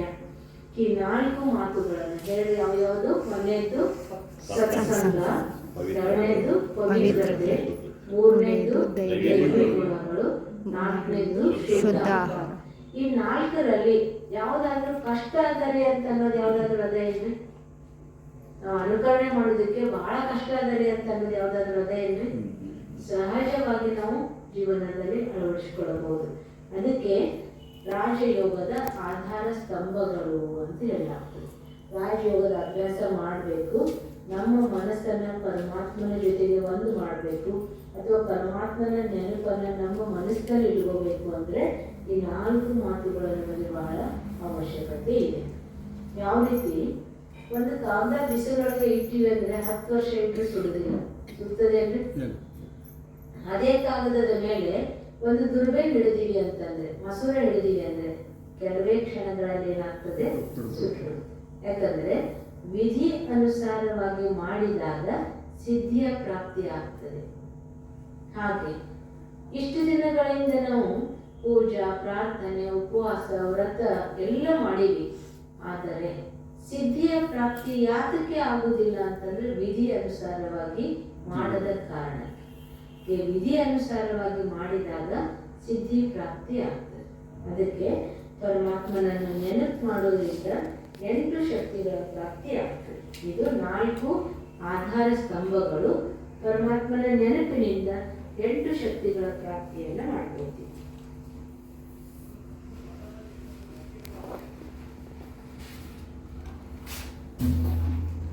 ಕಾಣಿಸ್ತದೆ ಎಲ್ಲ.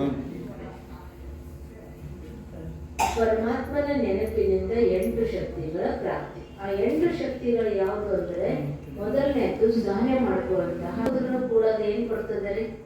ಹಣ್ಣೆ ಕೊಡ್ತದೆ, ನೆರಳೆ ಕೊಡ್ತದೆ. ಹಾಗೆ ಪರಮಾತ್ಮನನ್ನ ನೆನಪು ಮಾಡೋದ್ರಿಂದ ನಮಗೆ ಸಹನೆ ಮಾಡ್ಕೊಳ್ಳುವಂತ ಶಕ್ತಿ ಬರ್ತದೆ. ಈಗ ತಾಯಿಗೆ ಮಗುವಿಗೆ ತಾಯಿ ಹಾಲು ಕುಡಿಸಿರ್ತಾರೆ, ಮಗು ಒದಿತಿರ್ತದೆ, ಆದ್ರೆ ತಾಯಿ ಏನ್ ಮಾಡ್ತಾರೆ? ಸಹನೆ ಮಾಡ್ಕೊಳ್ತಾರೆ. ಹಾಗೆ ಪರಮಾತ್ಮನನ್ನ ನೆನಪು ಮಾಡೋದ್ರಿಂದ ಸಹನೆ ಮಾಡ್ಕೊಳ್ಳುವಂತಹ ಶಕ್ತಿ ಬರ್ತದೆ. ಎರಡನೇದು ಸಮಾವೇಶ ಮಾಡಿಕೊಳ್ಳುವಂತಹ ಶಕ್ತಿ. ಸಮುದ್ರದಲ್ಲಿ ಕೊಳಚೆ ನೀರು ಬಂದು ಸೇರ್ತದೆ, ನದಿಗಳ ನೀರು ಬಂದು ಸೇರ್ತವೆ. ಎಲ್ಲವನ್ನು ಏನ್ ಮಾಡ್ತದೆ? ಹೊಟ್ಟೆಯೊಳಗೆ ಹಾಕೊಳ್ತದೆ, ಸಮಾವೇಶ ಮಾಡ್ಕೊಳ್ತದೆ. ಸಮಾವೇಶ ಮಾಡಿಕೊಂಡು ಕಸ ಇರೋದೆಲ್ಲ ಹೊರಗಡೆ ಚೆಲ್ತದೆ, ಬೆಲೆ ಬಾಳೋದನ್ನ ಹೊರಗಡೆ ಇರ್ಬೋದು. ಹಾಗೆ ನಾವು ಸಮಾಜದಲ್ಲಿ ಬದುಕ್ತಾ ಇದ್ದೀವಿ ಅಂತಂದ್ರೆ ಒಳ್ಳೇದು ಬರ್ತದೆ, ಕೆಟ್ಟದ್ದು ಬರ್ತದೆ. ಎಲ್ಲವನ್ನು ಸಮಾವೇಶ ಮಾಡಿಕೊಂಡು ಉಪಯೋಗ ಇರುವಂಥದ್ದನ್ನು ಇಟ್ಕೊಳ್ಳೋದು, ಉಪಯೋಗ ಇಲ್ಲದೆ ಇರುವಂಥದ್ದನ್ನು ಹೊರಗಡೆ ಹಾಕ್ಬಿಡೋದು. ಅದಕ್ಕೆ ಪರಮಾತ್ಮನನ್ನು ನೆನಪು ಮಾಡೋದ್ರಿಂದ ಸಮಾವೇಶ ಮಾಡ್ಕೊಳ್ಳುವಂಥ ಶಕ್ತಿ ಬರ್ತದೆ. ಅದಕ್ಕೆ ಹೇಳ್ತಾರಲ್ಲ, ಹೊಟ್ಟೆ ಹಾಕೊಂಡ್ಬಿಡ್ರಿ ಒಂದು ಮಾತು. ಯಾಕೆ ನಾವು ಅನ್ನಿಸ್ಕೋಬೇಕು ಅಂತೀವಿ, ಏನಂತಾರೆ, ಏನು ಇರಲಿ ಹೊಟ್ಟೆ ಹಾಕೊಂಡ್ಬಿಡ್ರಿ, ಇಷ್ಟು ದೊಡ್ಡ ಹೊಟ್ಟೆ ಅದ, ಒಂದು ಮಾತು ಇಳಿಸಲಿಲ್ಲ ಅಂದ್ರೆ ಹೊಟ್ಟೆ ಹಾಕೊಂಡ್ಬಿಡ್ರಿ. ಆ ಮಾತು ಸಹನೆ ಮಾಡಿ ಸಮಾವೇಶ ಮಾಡ್ಕೊಂಡ್ಬಿಟ್ರೆ ಎಲ್ಲ ಸಮಾಪ್ತಿ ಆಗ್ಬಿಡ್ತದೆ, ಸರಳ ಆಗ್ಬಿಡ್ತದೆ. ಹಾಗೆ ಪರಮಾತ್ಮನನ್ನು ನೆನಪು ಮಾಡೋದ್ರಿಂದ ಸಮಾವೇಶ ಮಾಡ್ಕೊಳ್ಳುವಂಥ ಶಕ್ತಿ ಸಿಗ್ತದೆ. ಆಮೇಲೆ ಪರೀಕ್ಷೆ ಮಾಡುವಂಥ ಶಕ್ತಿ. ಪತ್ತಾರ ಏನು ಮಾಡ್ತಾನೆ, ಬಂಗಾರ ತಗೊಂಡೋದಾಗ ಹೊರಗಲಿಗೆ ಹಚ್ಚಿ ಅಸಲಿ ನಕಲಿ ಅನ್ನೋದನ್ನು ಚೆಕ್ ಮಾಡ್ತಾನೆ. ಹಾಗೆ ನಾವು ಕೂಡ ಪರಮಾತ್ಮನನ್ನು ನೆನಪು ಮಾಡ್ತಾ ಇದ್ದಾಗ ಯಾವುದು ಸರಿ ಯಾವುದು ತಪ್ಪು ಅನ್ನೋದನ್ನ ಪರೀಕ್ಷೆ ಮಾಡುವಂಥ ಶಕ್ತಿ ಬರ್ತದೆ. ಇವತ್ತಿನ ಕಾಲದಲ್ಲಿ ಅಸಲಿ ಇರೋದು ನಕಲಿ ಕಾಣಿಸ್ತದೆ, ನಕಲಿ ಇರೋದು ಅಸಲಿ ಕಾಣಿಸ್ತದೆ. ಹಾಗೆ ಯಾವುದು ಸರಿ ಯಾವುದು ತಪ್ಪು ಅನ್ನುವಂಥದ್ದನ್ನ ಪರೀಕ್ಷೆ ಮಾಡುವಂಥ ಶಕ್ತಿ ಪರಮಾತ್ಮನ ನೆನಪಿನಿಂದ ಸಿಗ್ತದೆ. ಏಕಾಗ್ರತೆ ಶಕ್ತಿ. ಈಗ ಒಂದು ಕೈಯಿಂದ ಮಾಡ್ತಿರ್ತೀವಿ, ಇನ್ನೊಂದು ಕೈ ಭರವಸೆ ಇರೋದಿಲ್ಲ. ಮನಸ್ಸು ಒಂದು ಕ್ಷಣ ಹಿಂಗಂತದೆ, ಮತ್ತೊಂದು ಕ್ಷಣ ಹಿಂಗಂತದೆ. ಅಂದರೆ ಏಕಾಗ್ರತೆ ಅನ್ನುವಂಥದ್ದು ಮನುಷ್ಯನಲ್ಲಿ ಇಲ್ಲ. ಎಷ್ಟೆಷ್ಟು ನಾವು ಪರಮಾತ್ಮನನ್ನು ನೆನಪು ಮಾಡ್ತೀವಿ ಅಷ್ಟಷ್ಟು ನಮ್ಮಲ್ಲಿ ಏಕಾಗ್ರತೆಯ ಶಕ್ತಿ ಬರ್ತದೆ. ಅದಕ್ಕೆ ಪ್ರಪಂಚ ಮತ್ತು ಪಾರಮಾರ್ಥ ಎರಡರಲ್ಲಿಯೂ ಬ್ಯಾಲೆನ್ಸ್ ಇರಬೇಕು. ಬರೀ ಪ್ರಪಂಚನೇ ಅಲ್ಲ, ಬರೀ ಪಾರಮಾರ್ಥನೇ ಅಂತಲ್ಲ. ಅದಕ್ಕೆ ಪ್ರಪಂಚ ಪಾರಮಾರ್ಥ ಎರಡರಲ್ಲಿಯೂ ಬ್ಯಾಲೆನ್ಸ್ ಇರಬೇಕು ಅಂತಂದ್ರೆ ಪರಮಾತ್ಮನ ನೆನಪಿನಿಂದಲೇ ಸಾಧ್ಯ. ಅದಕ್ಕೆ ಸಮತೋಲನ ಶಕ್ತಿ ಅಂತ ಇದಕ್ಕೆ ಹೇಳಲಾಗ್ತದೆ. ಆಮೇಲೆ ಎದುರಿಸುವಂತಹ ಶಕ್ತಿ. ಮನುಷ್ಯ ಇವತ್ತು ಯಾವುದಕ್ಕೂ ಹೆದರಿಲ್ಲ ಅಂದ್ರೆ ಸಾವು ಅಂದ್ರೆ ಹೆದರ್ತಾನೆ. ಆದರೆ ಈಗ ನಮಗೆ ಸಾವು ಅಂದ್ರೆ ಏನು ಗೊತ್ತಾಯಿತು. ಆತ್ಮ ಅವಿನಾಶಿ, ದೇಹ ವಿನಾಶಿ. ಆತ್ಮ ದೇಹವನ್ನು ತ್ಯಜಿಸುವುದೇ ಸಾವು. ಈಗ ಸಾವು ಅನ್ನೋದು ಏನು ಅಂತ ಗೊತ್ತಾಯಿತು. ನಾನು ಆತ್ಮ ಈ ದೇಹವನ್ನು ತ್ಯಜಿಸಿ ಮತ್ತೊಂದು ದೇಹವನ್ನು ತಗೊಳ್ತೇನೆ ಅನ್ನುವಂಥ ತಿಳುವಳಿಕೆ ಇದ್ದಾಗ ಸಾವು ಅನ್ನೋದನ್ನ ಸ್ವೀಕಾರ ಮಾಡುವಂತಹ, ಸಾವು ಅನ್ನೋದನ್ನ ಎದುರಿಸುವಂತಹ ಶಕ್ತಿ ನಮಗೆ ಬರ್ತದೆ. ಎಷ್ಟೆಷ್ಟು ನಾವು ಪರಮಾತ್ಮನನ್ನು ನೆನಪು ಮಾಡ್ತೀವಿ ಅಷ್ಟು ಎದುರಿಸುವಂತಹ ಶಕ್ತಿ ಬರ್ತದೆ. ಮಹಾನವಮಿ ಅಂತ. ಅದಕ್ಕೆ ಆಮೇಲೆ ಸಹಯೋಗದ ಶಕ್ತಿ. ಇವತ್ತು ನಾವೆಲ್ಲರ ಒಂದೊಂದು ಬೆರಳಿನ ಸಹಯೋಗದಿಂದ ವಿಶ್ವನೇ ಪರಿವರ್ತನೆ ಆಗ್ತದೆ.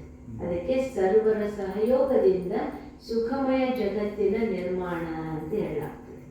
ಈಗ ಎಲ್ಲರದ್ದು ಏನು ಸಹಯೋಗ ಬೇಕು ಅಂದ್ರೆ, ಎಲ್ಲ ಭೇದಗಳನ್ನು ಮರೆತು ಜಾತಿ ಮತ ಪಂಥ, ಹೆಣ್ಣು ಗಂಡು, ಶ್ರೀಮಂತ ಬಡವ, ಎಲ್ಲ ಭೇದಗಳನ್ನು ಮರೆತು ನಾವೆಲ್ಲ ಒಬ್ಬ ತಂದೆಯ ಮಕ್ಕಳು ಅನ್ನುವ ಸಹಯೋಗ ನಾವೆಲ್ಲರೂ ಕೊಡಬೇಕಾಗಿದೆ. ಆಗ ವ್ಯಕ್ತಿ ಪರಿವರ್ತನೆಯಿಂದ ಇಡೀ ವಿಶ್ವದ ಪರಿವರ್ತನೆ ಆಗ್ತದೆ. ಅದಕ್ಕೆ ಸಹಯೋಗದ ಶಕ್ತಿ ಪರಮಾತ್ಮನ ನೆನಪಿನಿಂದ ಸಿಗ್ತದೆ. ಸಂಕುಚಿತಗೊಳಿಸುವಂತಹ ಶಕ್ತಿ. ಗುಡಿ ಮುಂದೆ ಆಮೆ ಇಟ್ಟಿರ್ತಾರೆ, ಆಮೆಗೆ ನಮಸ್ಕಾರ ಮಾಡಿ ಒಳಗಡೆ ಹೋಗ್ತೀವಿ. ಯಾಕಪ್ಪ ಆಮೆಗೆ ನಮಸ್ಕಾರ ಮಾಡ್ತೀವಿ ಅಂದ್ರೆ, ಆಮೆಯಲ್ಲಿ ಒಂದು ವಿಶೇಷತೆ ಇದೆ. ಏನಾದ್ರೂ ಆಪತ್ತು ಬಂತು ಅಂತಂದ್ರೆ ಕಾಲು ಮುಖಗಳನ್ನು ಒಳಗಡೆ ಇಟ್ಟುಕೊಂಡು ಕಲ್ಲಿನಂಗೆ ಕೂಡ್ತದೆ. ಹಾಗೆ ನಾವು ಮಂದಿರದಲ್ಲಿ ಹೋಗಿ ಒಳಗೆ ದರ್ಶನ ತಗೊಂಡು ಹೊರಗೆ ಬರುವವರೆಗೆ ನಿನ್ನ ಗುಣವನ್ನ ನಾನು ತಗೊಂಡು ಹೋಗ್ತೀನಿ ಅಂತ ನಮಸ್ಕಾರ ಮಾಡಿ ಹೋದ್ರು. ಅಂದ್ರೆ ನನ್ನ ಇಂದ್ರಿಯಗಳು ನನ್ನ ಕಂಟ್ರೋಲಲ್ಲಿ ಇಟ್ಕೊಳ್ಳುವಂಥ ಶಕ್ತಿ ನಿನ್ನಿಂದ ತಗೊಳ್ತೇನೆ ಅಂತ ಆಮೇಲೆ ನಮಸ್ಕಾರ ಮಾಡಿ ಹೋಗುವಂಥ ಪದ್ಧತಿ ಬಂತು. ಇವತ್ತು ಮನುಷ್ಯ ಎಲ್ಲ ಗೊತ್ತಿದೆ, ಆದರೆ ತನ್ನ ಇಂದ್ರಿಯಗಳನ್ನು ಕಂಟ್ರೋಲಲ್ಲಿ ಇಟ್ಕೊಳ್ಳುವಂಥ ಶಕ್ತಿಯನ್ನ ಕಳ್ಕೊಂಡಿದ್ದಾನೆ. ಈಗ ದುಶ್ಚಟಗಳು ಮಾಡಬಾರ್ದು ಅಂತ ಯಾರಿಗೂ ಗೊತ್ತಿಲ್ಲ ಹೇಳಿ, ಎಲ್ಲರಿಗೂ ಗೊತ್ತಿದೆ. ಬಿಡಬೇಕು ಅಂತಲೂ ಮನಸ್ಸಿದೆ, ಬಿಡಬೇಕು ಅಂದ್ರೆ ಆಗ್ತಾ ಇಲ್ಲ.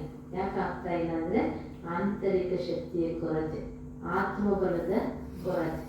ಎಷ್ಟೆಷ್ಟು ನಾವು ಪರಮಾತ್ಮನನ್ನು ನೆನಪು ಮಾಡ್ತೀವಿ ಅಷ್ಟು ಕಂಟ್ರೋಲಿಂಗ್ ಪವರ್, ರೂಲಿಂಗ್ ಪವರ್ ನಮಗೆ ಬರ್ತದೆ.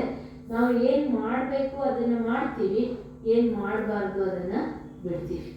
ಯಾಕಂದರೆ ಎಷ್ಟೆಷ್ಟು ಪರಮಾತ್ಮನ ನೆನಪು ಮಾಡ್ತೀವಿ ಅಷ್ಟು ನಮ್ಮಲ್ಲಿ ಸಂಕುಚಿತಗೊಳಿಸುವಂತಹ ಶಕ್ತಿ ನಮಗೆ ಬರ್ತದೆ. ಸಂಕ್ಷಿಪ್ತಗೊಳಿಸುವಂತಹ ಶಕ್ತಿ. ನಾವೇನು ಸಂಕ್ಷಿಪ್ತ ಮಾಡ್ತೀವಿ? ಈಗ ಎಲ್ಲಾದ್ರೂ ಊರಿಗೆ ಹೋಗ್ಬೇಕು ಅಂದರೆ ನಮಗೆ ಆ ಊರಿಗೆ ಎಷ್ಟು ದಿನ ಹೋಗ್ತೀವಿ, ಏನೇನು ವಸ್ತುಗಳು ಬೇಕು, ಎಲ್ಲ ಕಡೆ ಇರೋದನ್ನು ತಗೊಂಡು ಏನು ಮಾಡ್ತೀವಿ, ಒಂದು ಕಡೆಗೆ ಒಟ್ಟುಗೂಡಿಸ್ತೀವಿ, ನಮ್ಮ ಜೊತೆಗೆ ತಗೊಂಡು ಹೋಗ್ತೀವಿ.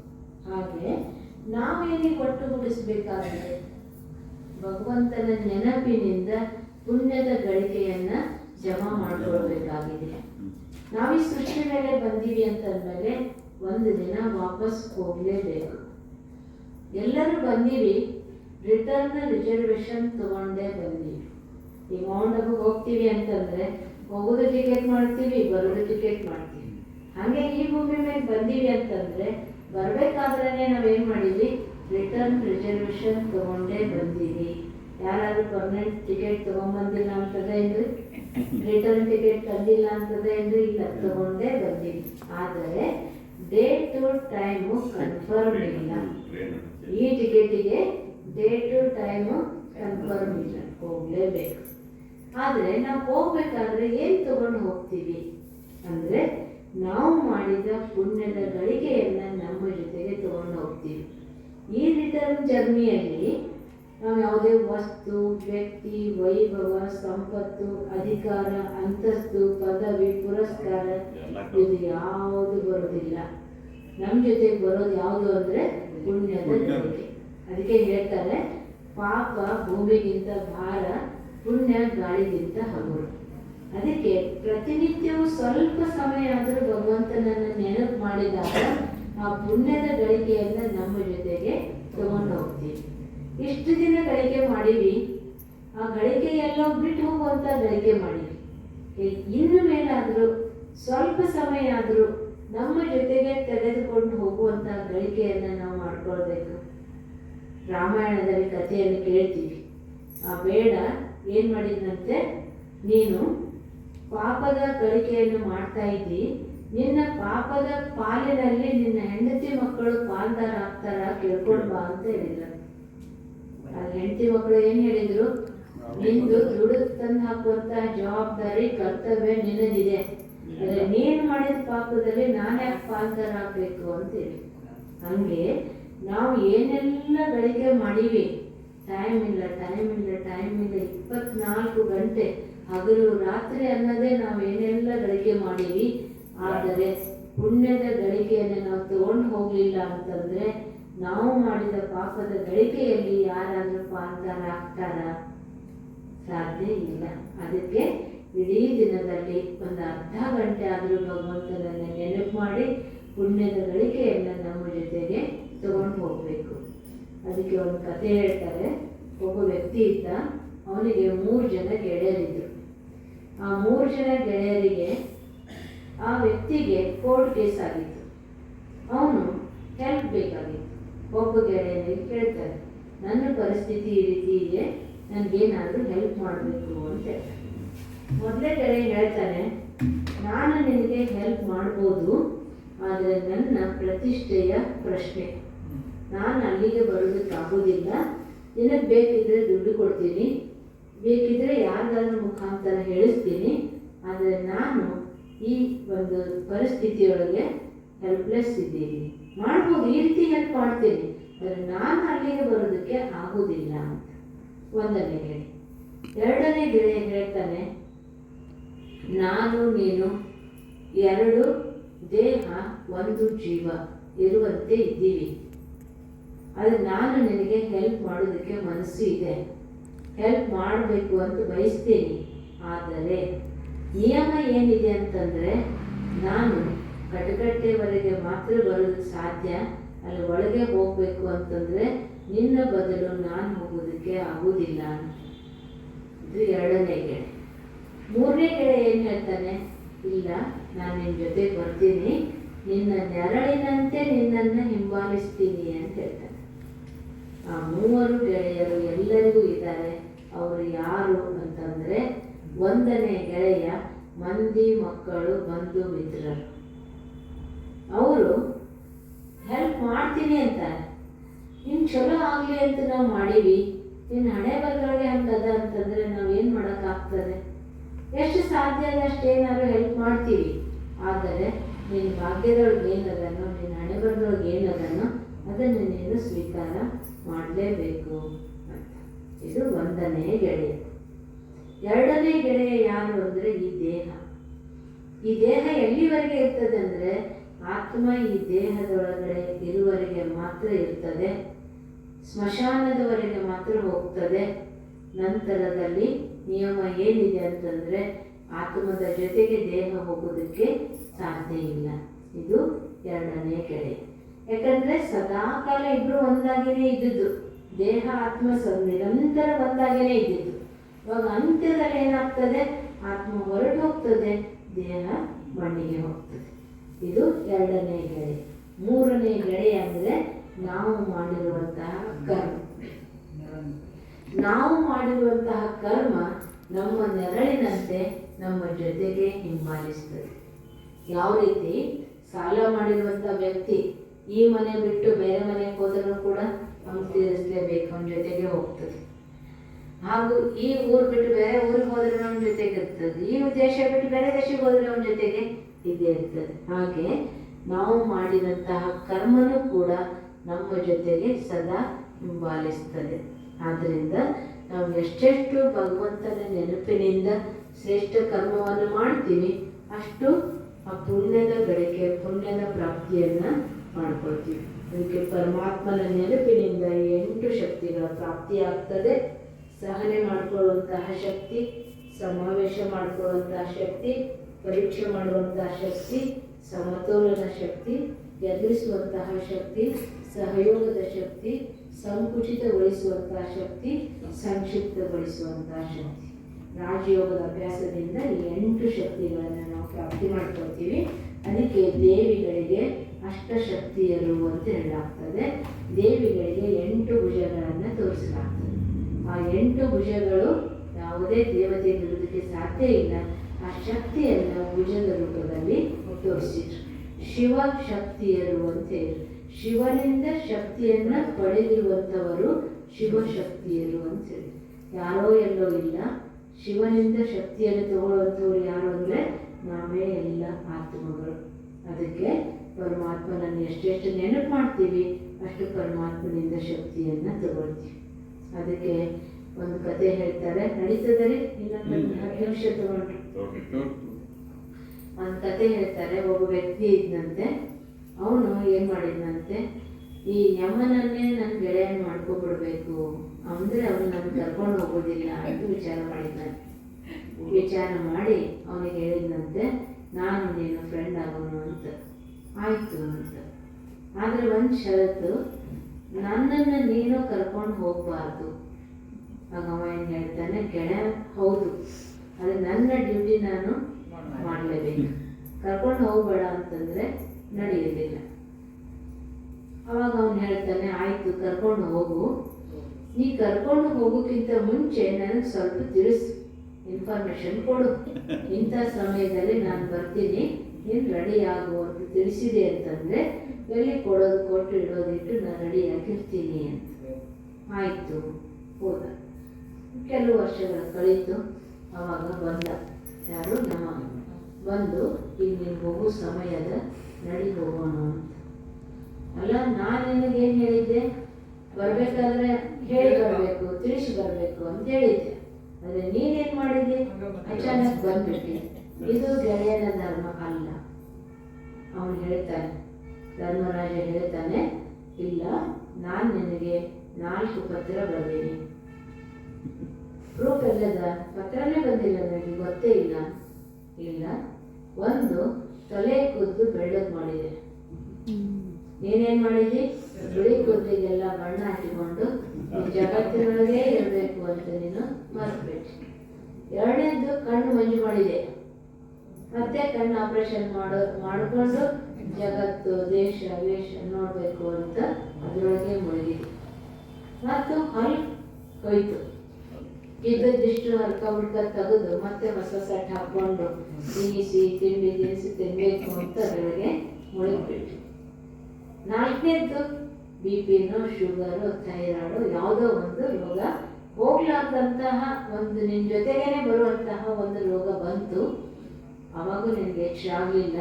ಏನು ಮಾಡಿದಿ, ನೀನು ಆ ಡಾಕ್ಟ್ರ್ ಚಲೋ, ಈ ಡಾಕ್ಟ್ರ್ ಚಲೋ, ಆ ಔಷಧಿ ಚಲೋ, ಈ ಔಷಧಿ ಚಲೋ, ಆ ಆಹಾರ ಚಲೋ, ಈ ಆಹಾರ ಚಲೋ, ಇದರೊಳಗೆ ಮುಗಿದ್ಬಿಟ್ಟು ನೀನು ಅಟೆನ್ಷನ್ನೇ ಕೊಡಲಿಲ್ಲ. ಮತ್ತು ನಾನು ಸಮಯ ಬಂದು ಕರ್ಕೊಂಡು ಹೋಗ್ತೀನಿ ಅಂತ. ಅದಕ್ಕೆ ಈ 4 ಜನ ಯಾರು, ಈ 4 ಪತ್ರಗಳು ನಮಗೂ ಬಂದ. ಒಬ್ಬೊಬ್ಬರಿಗೆ ಇನ್ನೂ ನಮಗೆ ಬಂದಿಲ್ಲ ಅಂದ್ರೆ ಸಹಿತ ಒಬ್ಬರಿಗೆ 1 ಬಂದಿರ್ಬೋದು, 2 ಬಂದಿರ್ಬೋದು, 3 ಬಂದಿರ್ಬೋದು, 4 ಬಂದಿರ್ಬೋದು. ಒಬ್ಬರಿಗೆ 1 ಬಂದಿಲ್ಲ ಅಂತಂದ್ರೂ ಇವತ್ತು ಬಂದಿಲ್ಲ ಅಂದ್ರೆ ನಾಳೆ ಆ ಪತ್ರ ಬಂದೇ ಬರ್ತದೆ. ಅದಕ್ಕೆ ನಾವು ಅಟೆನ್ಷನ್ ಅಲ್ಲಿರಬೇಕು. ನಾವು ಪುಣ್ಯದ ಗಳಿಕೆಯನ್ನು ಮಾಡ್ಕೊಳ್ಳೋದಕ್ಕಾಗಿ ಭಗವಂತನನ್ನ ನೆನಪು ಮಾಡಬೇಕು. ಅದಕ್ಕೆ ಪರಮಾತ್ಮನನ್ನ ನೆನಪು ಮಾಡುವಂಥ ವಿಧಿಯನ್ನು ನಾವು ತಿಳಿದುಕೊಂಡು ಪರಮಾತ್ಮನನ್ನ ನೆನಪು ಮಾಡ್ತಾ ಇದ್ದಾಗ ಆ ಪುಣ್ಯದ ಗಳಿಕೆಯನ್ನು ನಮ್ಮ ಜೊತೆಗೆ ತಗೊಳ್ತೀವಿ. ಆ ಪುಣ್ಯದ ಗಳಿಕೆ ವರ್ತಮಾನ, ಭೂತ, ಭವಿಷ್ಯ 3 ಕಾಲದಲ್ಲಿಯೂ ನಮಗೇನಾಗ್ತದೆ, ಲಾಭ ಆಗ್ತದೆ. 3 ಕಾಲದಲ್ಲಿಯೂ ನಮಗೆ ಸಹಯೋಗಿ ಆಗ್ತದೆ. ಯಾಕೆ ಅಂದರೆ ಅದು ಪರಮಾತ್ಮನ ಸರ್ವಶಕ್ತಿವಂತ ತಂದೆಯಿಂದ ಪಡೆದುಕೊಂಡಿರುವಂತಹ ಶಕ್ತಿ. ಅದಕ್ಕೆ ಪರಮಾತ್ಮನ ನೆನಪಿನಿಂದ 8 ಶಕ್ತಿಗಳನ್ನು ಪ್ರಾಪ್ತಿ ಮಾಡ್ಕೊಳ್ತೀವಿ. ಭಗವಂತ ನಮಗೆ ಎಲ್ಲವನ್ನೂ ಕೊಟ್ಟಾನೆ.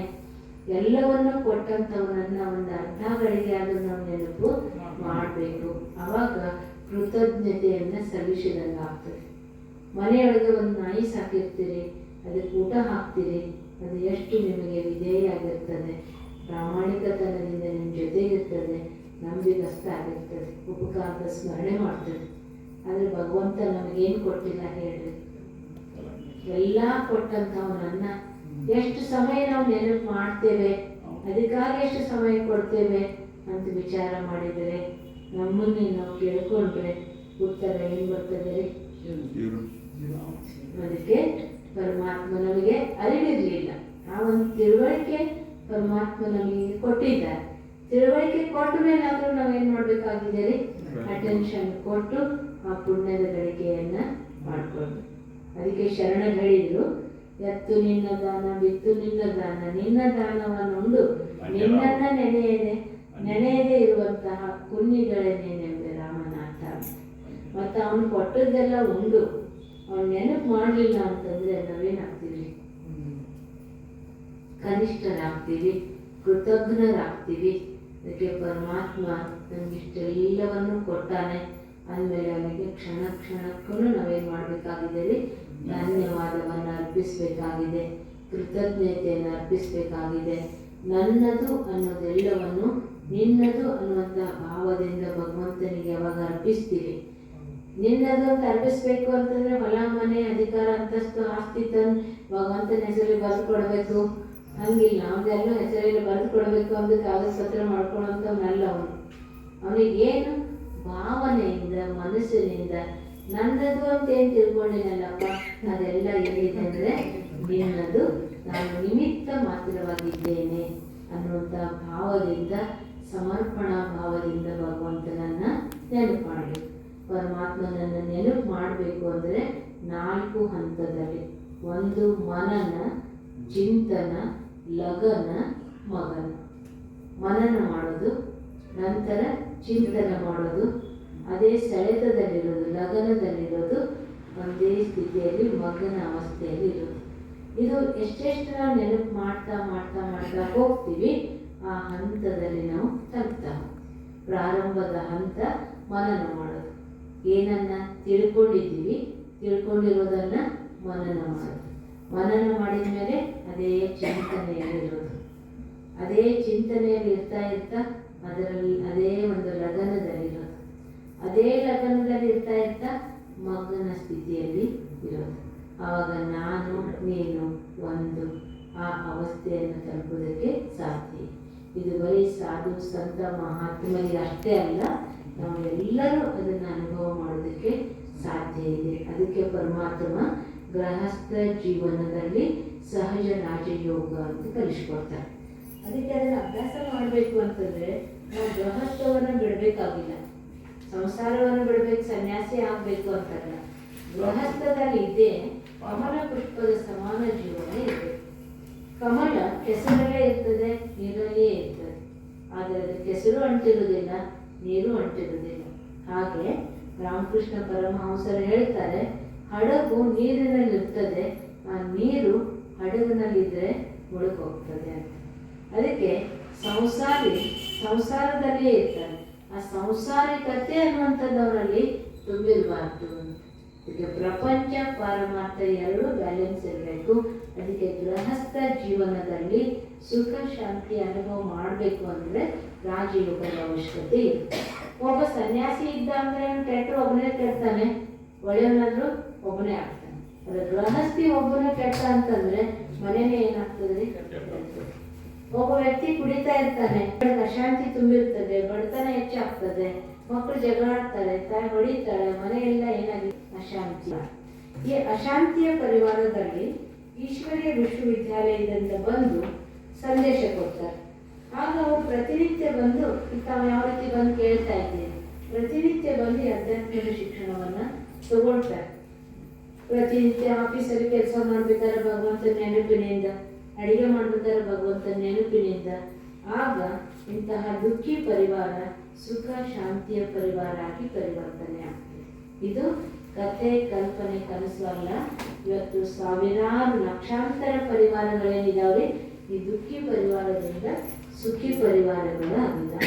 ಅದಕ್ಕೆ ಈಶ್ವರೀಯ ವಿಶ್ವವಿದ್ಯಾಲಯದಲ್ಲಿ ಕಲಿಸ್ತಾ ಇರುವಂತಹ ಸಹಜ ರಾಜಯೋಗ ಯಾರಿಗಾಗಿ ಅಂದರೆ ಗೃಹಸ್ಥಿಗಳಿಗಾಗಿ, ಗೃಹಸ್ಥ ಜೀವನದಲ್ಲಿ ಸುಖ ಶಾಂತಿಯ ಅನುಭವ ಮಾಡೋದಕ್ಕಾಗಿ, ಕಮಲ ಪುಷ್ಪದ ಸಮಾನ ಜೀವನ ಮಾಡೋದಕ್ಕಾಗಿ ಪರಮಾತ್ಮನನ್ನ ಸಹಜವಾಗಿ ಹೇಗೆ ನೆನಪು ಮಾಡಬೇಕು ಅನ್ನೋದನ್ನ ಸ್ವಯಂ ಪರಮಾತ್ಮನೇ ನಮಗೆ ತಿಳಿಸ್ಕೊಡ್ತಾ ಇದ್ದಾರೆ.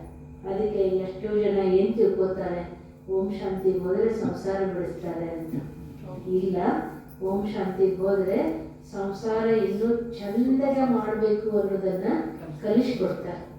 ಯಾವ ರೀತಿ ಸಂಸಾರ ಮಾಡಬೇಕು ಅನ್ನೋದನ್ನ ಕಲಿಸ್ಕೊಡ್ತಾರೆ. ಯಾರಿಗೂ ಸಂಸಾರ ಬಿಡಬೇಕು ಅಂತಲ್ಲ, ಗೃಹಸ್ಥ ಜೀವನದಲ್ಲಿದ್ದು ಸುಖ ಶಾಂತಿ ಅನುಭವ ಮಾಡಬೇಕು ಅನ್ನೋದನ್ನ ಪರಮಾತ್ಮ ಕಲಿಸ್ಕೊಡ್ತಾರೆ. ಈ ರೀತಿ ಪಾರಮಾರ್ಥವನ್ನ ತಲುಪುವಂಥದ್ದು. ಅದಕ್ಕೆ ಪರಮಾತ್ಮ ಹೇಳ್ತಾನೆ, ನೀವು ಅವರು ಬರೋ ವಿಷಯದು ಮನೆ ಮಠ ಹೆಂಡತಿ ಮಕ್ಕಳು ಬಿಟ್ಟು ಸನ್ಯಾಸ ಸ್ವೀಕಾರ ಮಾಡಿ ಋಷಿಗಳಾಗ, ನೀವು ರಾಜ ಋಷಿಗಳು ಗೃಹಸ್ಥದೊಳಗಡೆ ಇದ್ದು, ಅವರು ಗೃಹಸ್ಥದೊಳಗೆ ಇದ್ದು ಬದುಕೋದಕ್ಕೆ ಸಾಧ್ಯ ಇಲ್ಲ ಅಂತ ಬಿಟ್ಟೋದ್ರು. ಆದರೆ ನೀವು ಗೃಹಸ್ಥದೊಳಗಿದ್ದು ಗೃಹಸ್ಥವನ್ನು ಸಂಪಾದನೆ ಮಾಡಿಕೊಂಡು ಭಗವಂತನನ್ನು ನೆನಪು ಮಾಡಿ ನಿಮ್ಮ ಇಂದ್ರಿಯಗಳ ಮೇಲೆ ನೀವು ರಾಜರಾಗ್ತೀರಿ ಅಂದರೆ ನೀವು ಯಾರು ಅಂತಂದರೆ ರಾಜ ಋಷಿಗಳು. ಹೌದೇ? ಸಾಧಾರಣ ಅಲ್ಲ. ನಾವು ಯಾರಿದ್ದೀವಿ ಅಂತ ತಿಳ್ಕೋಬೇಕು, ರಾಜ ಋಷಿಗಳು. ಅದಕ್ಕೆ ಪ್ರತಿನಿತ್ಯವೂ ಪರಮಾತ್ಮನನ್ನು ನೆನಪು ಮಾಡಿ ಪರಮಾತ್ಮನಿಂದ ಶಕ್ತಿಯನ್ನ ಪಡೆದುಕೊಳ್ಬೇಕು. ಓಂ ಶಾಂತಿ. ನಾಳೆಯ ದಿನ ಕಾಲಚಕ್ರದ ರಹಸ್ಯ ಅನ್ನೋದನ್ನು ತಿಳ್ಕೊಳ್ಳೋಣ. ಈ ಮಾನವ ಒಂದು ಚಕ್ರ ಅಥವಾ ಸೃಷ್ಟಿ ಚಕ್ರ ಯಾವ ರೀತಿ ತಿರುಗ್ತದೆ, ಕಾಲಗಳು ಹೇಗೆ ಬದಲಾಗ್ತವೆ, ಸತ್ಯಯುಗ, ತ್ರೇತಾಯುಗ, ದ್ವಾಪರ ಯುಗ, ಕಲಿಯುಗದಲ್ಲಿ ನಾವು ಹೇಗೆ ಪರಿವರ್ತನೆ ಆಗ್ತಾ ಬರ್ತೇವೆ, ಈ ಎಲ್ಲ ವಿಚಾರಗಳನ್ನು ನಾಳೆ ದಿವಸ ತಿಳ್ಕೊಳ್ಳೋಣ. ಇವತ್ತು 2 ನಿಮಿಷ ಪರಮಾತ್ಮನನ್ನ ನೆನಪು ಮಾಡೋಣ. ನಾನು ಯಾವ ರೀತಿ ಹೇಳ್ತೀನಿ ಅದೇ ರೀತಿ ತಾವು ಅನುಭವ ಮಾಡಿ. ನಾನೊಂದು ಸೂಕ್ಷ್ಮ ಜ್ಯೋತಿರ್ಬಿಂದು ಆತ್ಮನಾಗಿದ್ದೇನೆ. ನನ್ನ ಆತ್ಮ ನನ್ನ ಮನೆ ಪರಮಧಾಮಕ್ಕೆ ಹೋಗ್ತಾ ಇದ್ದೇನೆ. ಅಲ್ಲಿ ನನ್ನ ತಂದೆ ಇದ್ದಾರೆ. ನಾನು ಬಿಂದು, ನನ್ನ ತಂದೆಯು ಬಿಂದು. ನನ್ನ ತಂದೆ ಸರ್ವ ಗುಣಗಳಿಗೂ ಸಾಗರ ಆಗಿದ್ದಾರೆ, ಸರ್ವಶಕ್ತಿವಂತ ಇದ್ದಾರೆ. ನನ್ನ ತಂದೆ ಇಡೀ ವಿಶ್ವದ ಮಾಲೀಕ ಇದ್ದಾರೆ, ಸರ್ವಶಕ್ತಿವಂತ ಇದ್ದಾರೆ. ಸುಪ್ರೀಂ ಅಥಾರಿಟಿ, ಹೈಯರ್ ಅಥಾರಿಟಿ ನನ್ನ ತಂದೆ ಇದ್ದಾರೆ. ಇಡೀ ಜಗತ್ತಿನ ಒಡೆಯನ ಮಗು ನಾನಾಗಿದ್ದೇನೆ. ಆಹಾ, ನಾನೆಂತಹ ಭಾಗ್ಯವಾನ ಆತ್ಮನಾಗಿದ್ದೇನೆ. ನನ್ನ ಆತ್ಮ ಪರಮಾತ್ಮನಿಂದ ಶಕ್ತಿಯನ್ನು ಪಡೆದುಕೊಳ್ತಾ ಇದ್ದೇನೆ. ಪರಮಾತ್ಮನಿಂದ ಪ್ರಕಾಶದ ಕಿರಣಗಳು ನನ್ನ ಮೇಲೆ ಬೀಳ್ತಾ ಇವೆ. ನಾನು ಶಾಂತ ಸ್ವರೂಪ, ಆನಂದ ಸ್ವರೂಪ, ಪ್ರೇಮ ಸ್ವರೂಪ, ಜ್ಞಾನ ಸ್ವರೂಪ, ಸುಖ ಸ್ವರೂಪ, ಪವಿತ್ರ ಸ್ವರೂಪ, ಶಕ್ತಿ ಸ್ವರೂಪ ಆತ್ಮನಾಗಿದ್ದೇನೆ.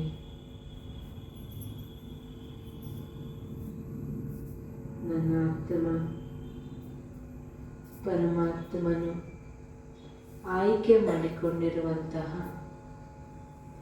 ಎತ್ತಿಕೊಂಡಿರುವಂತಹ ಪರಮಾತ್ಮನ ಮಡಿಲಿನ ಮಗುವಾಗಿದ್ದೇನೆ.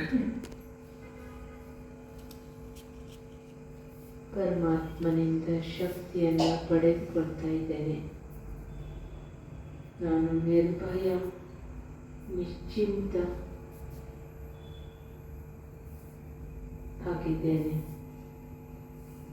ಸದಾ ನಾನು ನಿನ್ನವನು, ನೀನು ನನ್ನವನು, ನೀನೇ ನನಗೆ ಆಸರೆ, ನೀನೇ ನನಗೆ ಆಧಾರ, ನೀನೇ ತಂದೆ, ತಾಯಿ, ಶಿಕ್ಷಕ, ಸದ್ಗುರು. ಹೇ ತಂದೆಯೇ, ನಿನ್ನನ್ನು ಪಡೆದು ನಾನು ಧನ್ಯನಾಗಿದ್ದೇನೆ. ಎಷ್ಟೋ ಸಮಯದಿಂದ ನಾನು ಯಾರು, ನೀನು ಯಾರು, ಯಾವುದೇ ತಿಳುವಳಿಕೆ ಇಲ್ಲದೆ ಕತ್ತಲೆಯಲ್ಲಿ ಮುಳುಗಿದ್ದೆ. ಈ ತಂದೆಯೇ, ನೀನು ಬಂದು ನನ್ನ ಪರಿಚಯ ಕೊಟ್ಟಿದ್ದೀಯ, ನಿನ್ನ ಪರಿಚಯ ಕೊಟ್ಟಿದ್ದೀಯ. ಈಗ ನಾನು ನೀನು ಸದಾ ಒಂದಾಗಿದ್ದೇವೆ.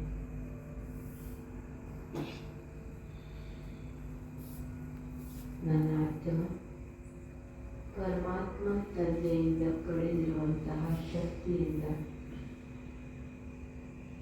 ಈ ಸಾಕಾರಿ ಜಗತ್ತಿಗೆ ಬಂದು ದೇಹರೂಪಿ ಬಟ್ಟೆಯನ್ನು ಧರಿಸಿ